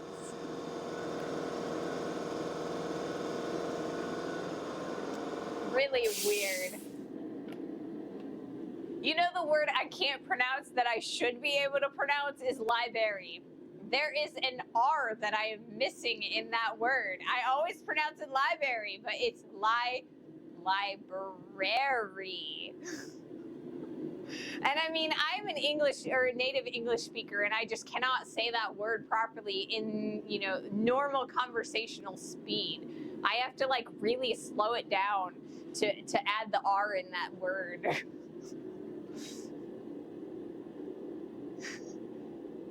Present preliminary proprietary results. Tongue twister for me. It is lying berry for you. Yes, it's a lieberry. I get made fun of all the time for that, but I just cannot pronounce that word. Hey, Bluesy, welcome in. We've got about a half an hour left of our stream today. We're continuing to work on our tongs. We have one of our reins all drawn out and the other one is almost there. So I'm going to continue to I'm going to finish off that second rein, or like the second handle. And then I think I'm going to wait until Monday to establish the boss and the jaws of these tongs. So it's going to take us a little bit longer to make these tongs. I'm planning another 3 streams, so like another week. But hopefully we can get those done in time. There are a lot of English words that are just no sense. Of course, you cannot say aluminum. So there's 2 ways to pronounce aluminum. You know, there's the American way, which is aluminum, and there is the English way, and that's aluminium. So I grew up saying aluminum, but aluminium is, you know, also out there floating for, you know, Europeans to use. So it's kind of difficult, especially, you know, those connotations and like the little spelling changes between England and the United States. So, I mean, I don't know. Does Canada call it aluminium, or is it aluminum over there too? No, there is one correct way to say it. It is English, not American. In German, it is simply aluminium. Yeah, aluminium. It's a fun word to say, but I'm always going to end up by default calling it aluminum, because that's just, you know, the American mispronunciation that has become part of our common parlance here in the United States. Just like I am always going to be bound to inches and feet and the imperial standard measurement, even though metric is so much further superior. Because unfortunately, I am an American.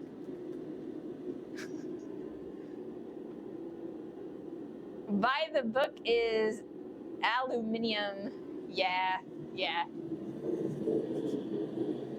And I mean, mean, I know aluminium is probably the correct pronunciation, you know, but in America, here in America, you would get made fun of for saying that in school or in public. Because people can be brutal.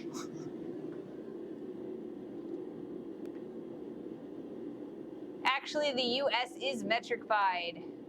That's the thing with languages. If a majority says it wrong, it becomes right by definition. How do you think an inch and a foot are defined? Yeah, and I know an inch and a foot are defined by the metric system. I get it, but, you know, it is, you know, the metric section of nuts and bolts is far smaller than the imperial, you know, nuts and bolts section. So, you know, while I have an entire, you know, 3/4 of an aisle dedicated to, you know, imperial standard sized nuts and bolts, I only have like 2 bays of metric sized ones. So, you know, I try to use metric because it is far superior. However, there are some things I just can't get away with.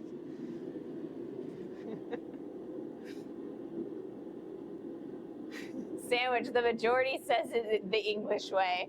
I mean, overall, the majority does, because I mean, there are so many English colonies like, you know, India and, you know, the Caribbean and all over the world that we've had, you know, English colonies, and they speak English in the English way. So overall, I suppose, but here in the United States, where we have, you know, 47 million people or whatever it is, you know, that's how, or we pronounce things incorrectly.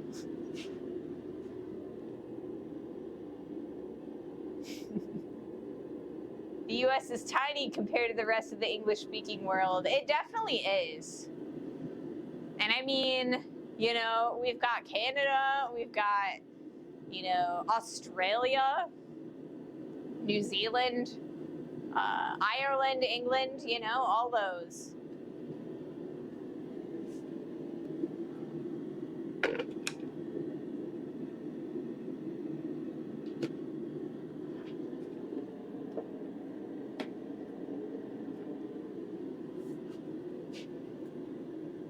But see, you know, the thing about Americans is that we are so independent, self-sufficient, and self-centered that we have to, you know, do things our way regardless of whether they're right and wrong. Americans are 340 million, yeah. I figured I was, you know, 47 million was wrong because, I mean, that's not much more than the population of the largest city near me. But it was the only number I could think of. So, yes, that was very wrong, 47 million. But yes, the US is tiny in comparison to overall the amount of English colonies that were, you know, colonized. You know, parts of Africa, India, you know, Australia. Germany has about 82 million. I know, until they crash a $1 billion spaceship or spacecraft in Mars. I mean, yeah. I feel like that could be inevitable at this point with the way things are going. I mean, we did crash 2 spaceships like last week, I think it was.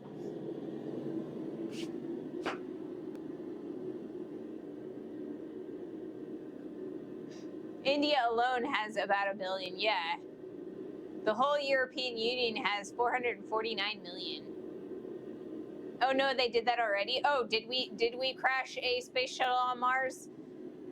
I am sorely uninformed about our space program, unfortunately. I do know that we did crash 2 shuttles like last week. But anyway, I'm going to do another heat on the anvil.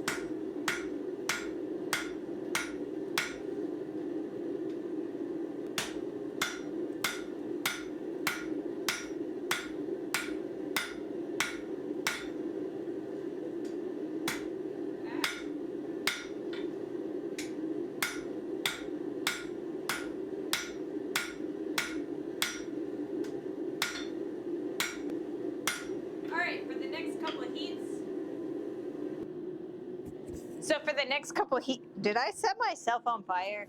I smell burning hair.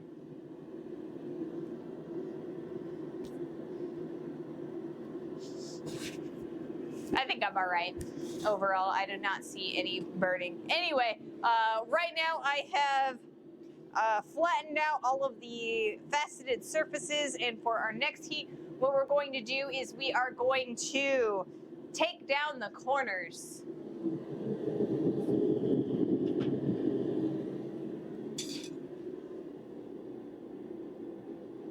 A satellite, but yeah, it happens. Yeah, we do have a tendency to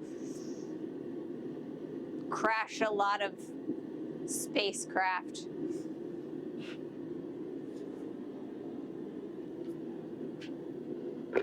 But yeah.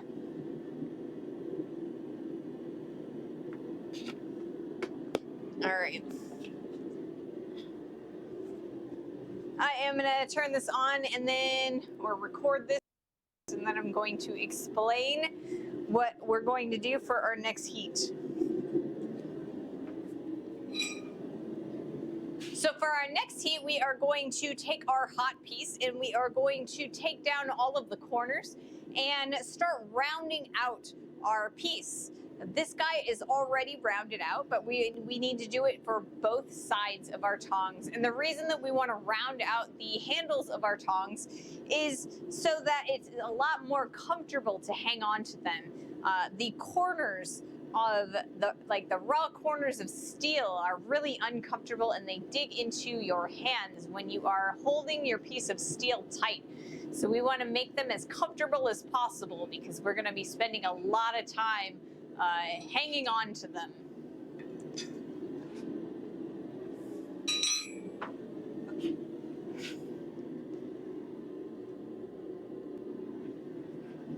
So yeah, I think we're gonna do 1 or 2 more heats, and then I will probably raid off. So if you guys have any suggestions for who you want to raid, let me know. We have been raiding Johnson a lot, so John's a great knife maker. We've been raiding him a lot lately, but I mean, if there's anybody else you'd like to see, let me know. Otherwise, I'll figure somebody out. Maybe we'll meet someone new.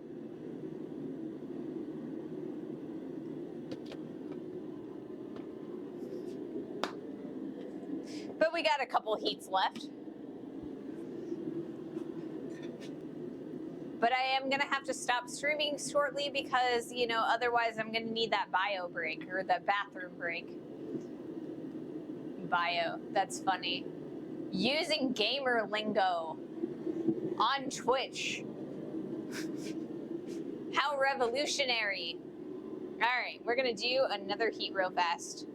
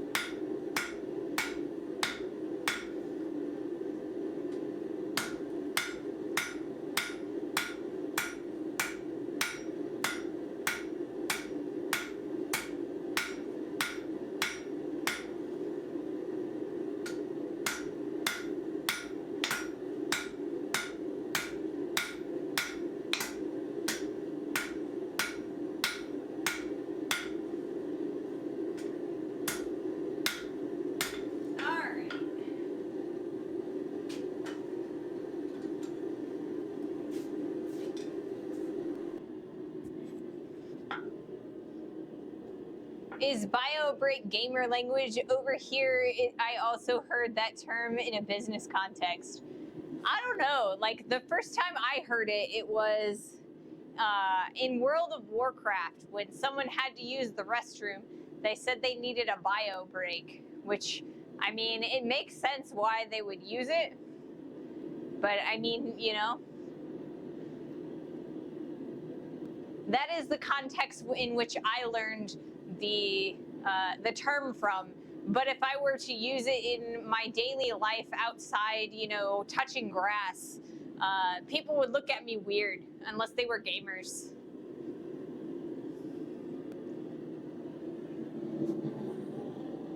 But I mean, I also feel like, you know, after 2020, when everybody was working from home and using like Skype and stuff, and I kind of feel like it could have been brought more into parlance in the, you know, touch grass world.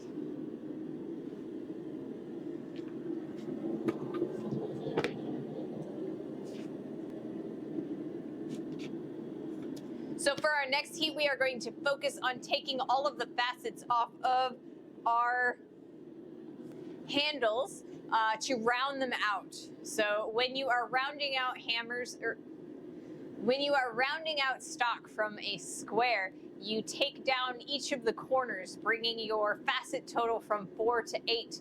And then from there, you take all the facets out by rolling the steel across the face of your anvil as you hammer. This rounds out the material and makes it, you know, pretty and round again, and comfortable for use as handles for our tongs.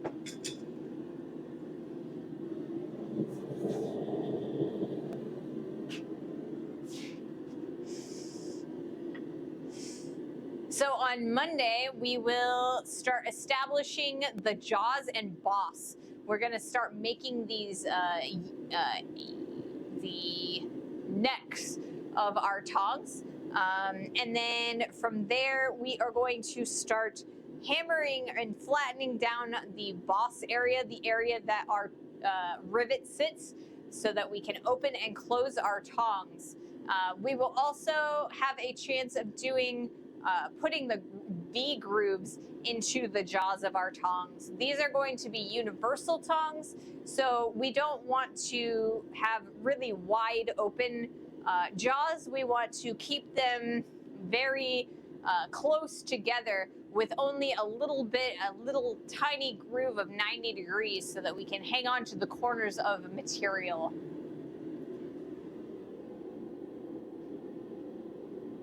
It is just shorthand for taking care of bodily processes. Drink, eat, go to the smallest room.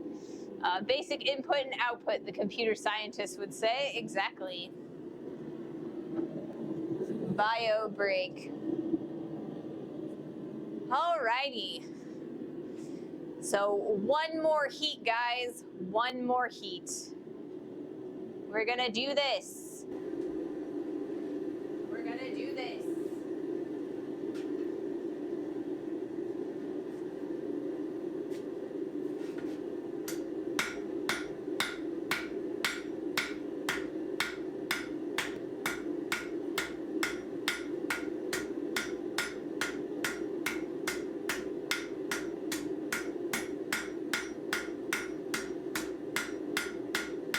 This rolling process is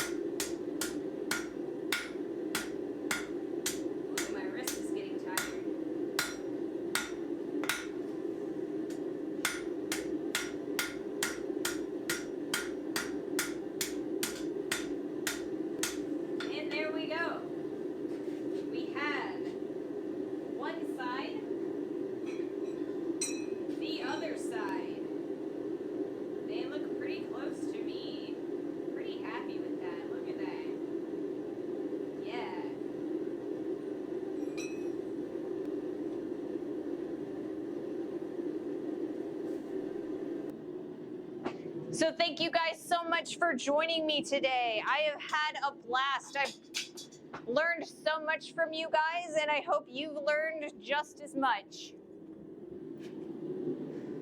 Have a wonderful weekend. Thank you so much for joining me.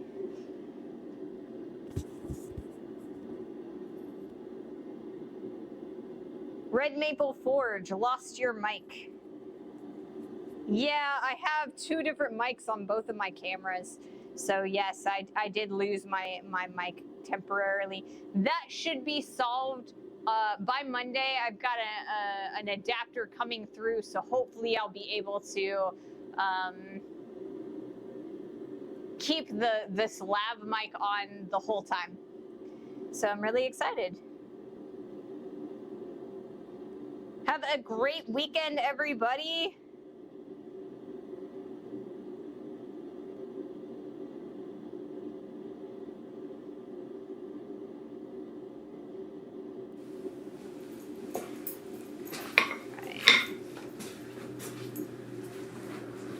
Let's see, who is around?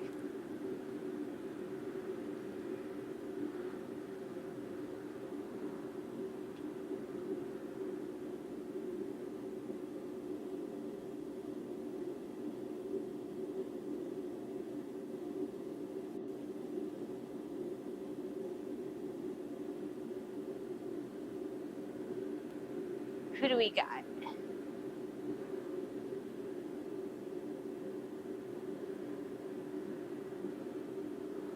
We got Lone Mountain. Do you guys want to see Lone Mountain? He is a knife maker. He has been doing a whole bunch of knives lately. What does it say he's doing today?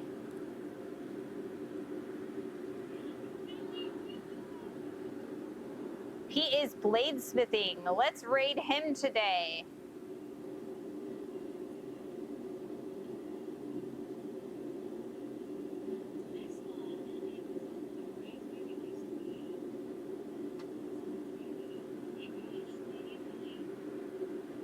We can join Lone Mountain. Thank you guys so much for joining me, and have a wonderful weekend.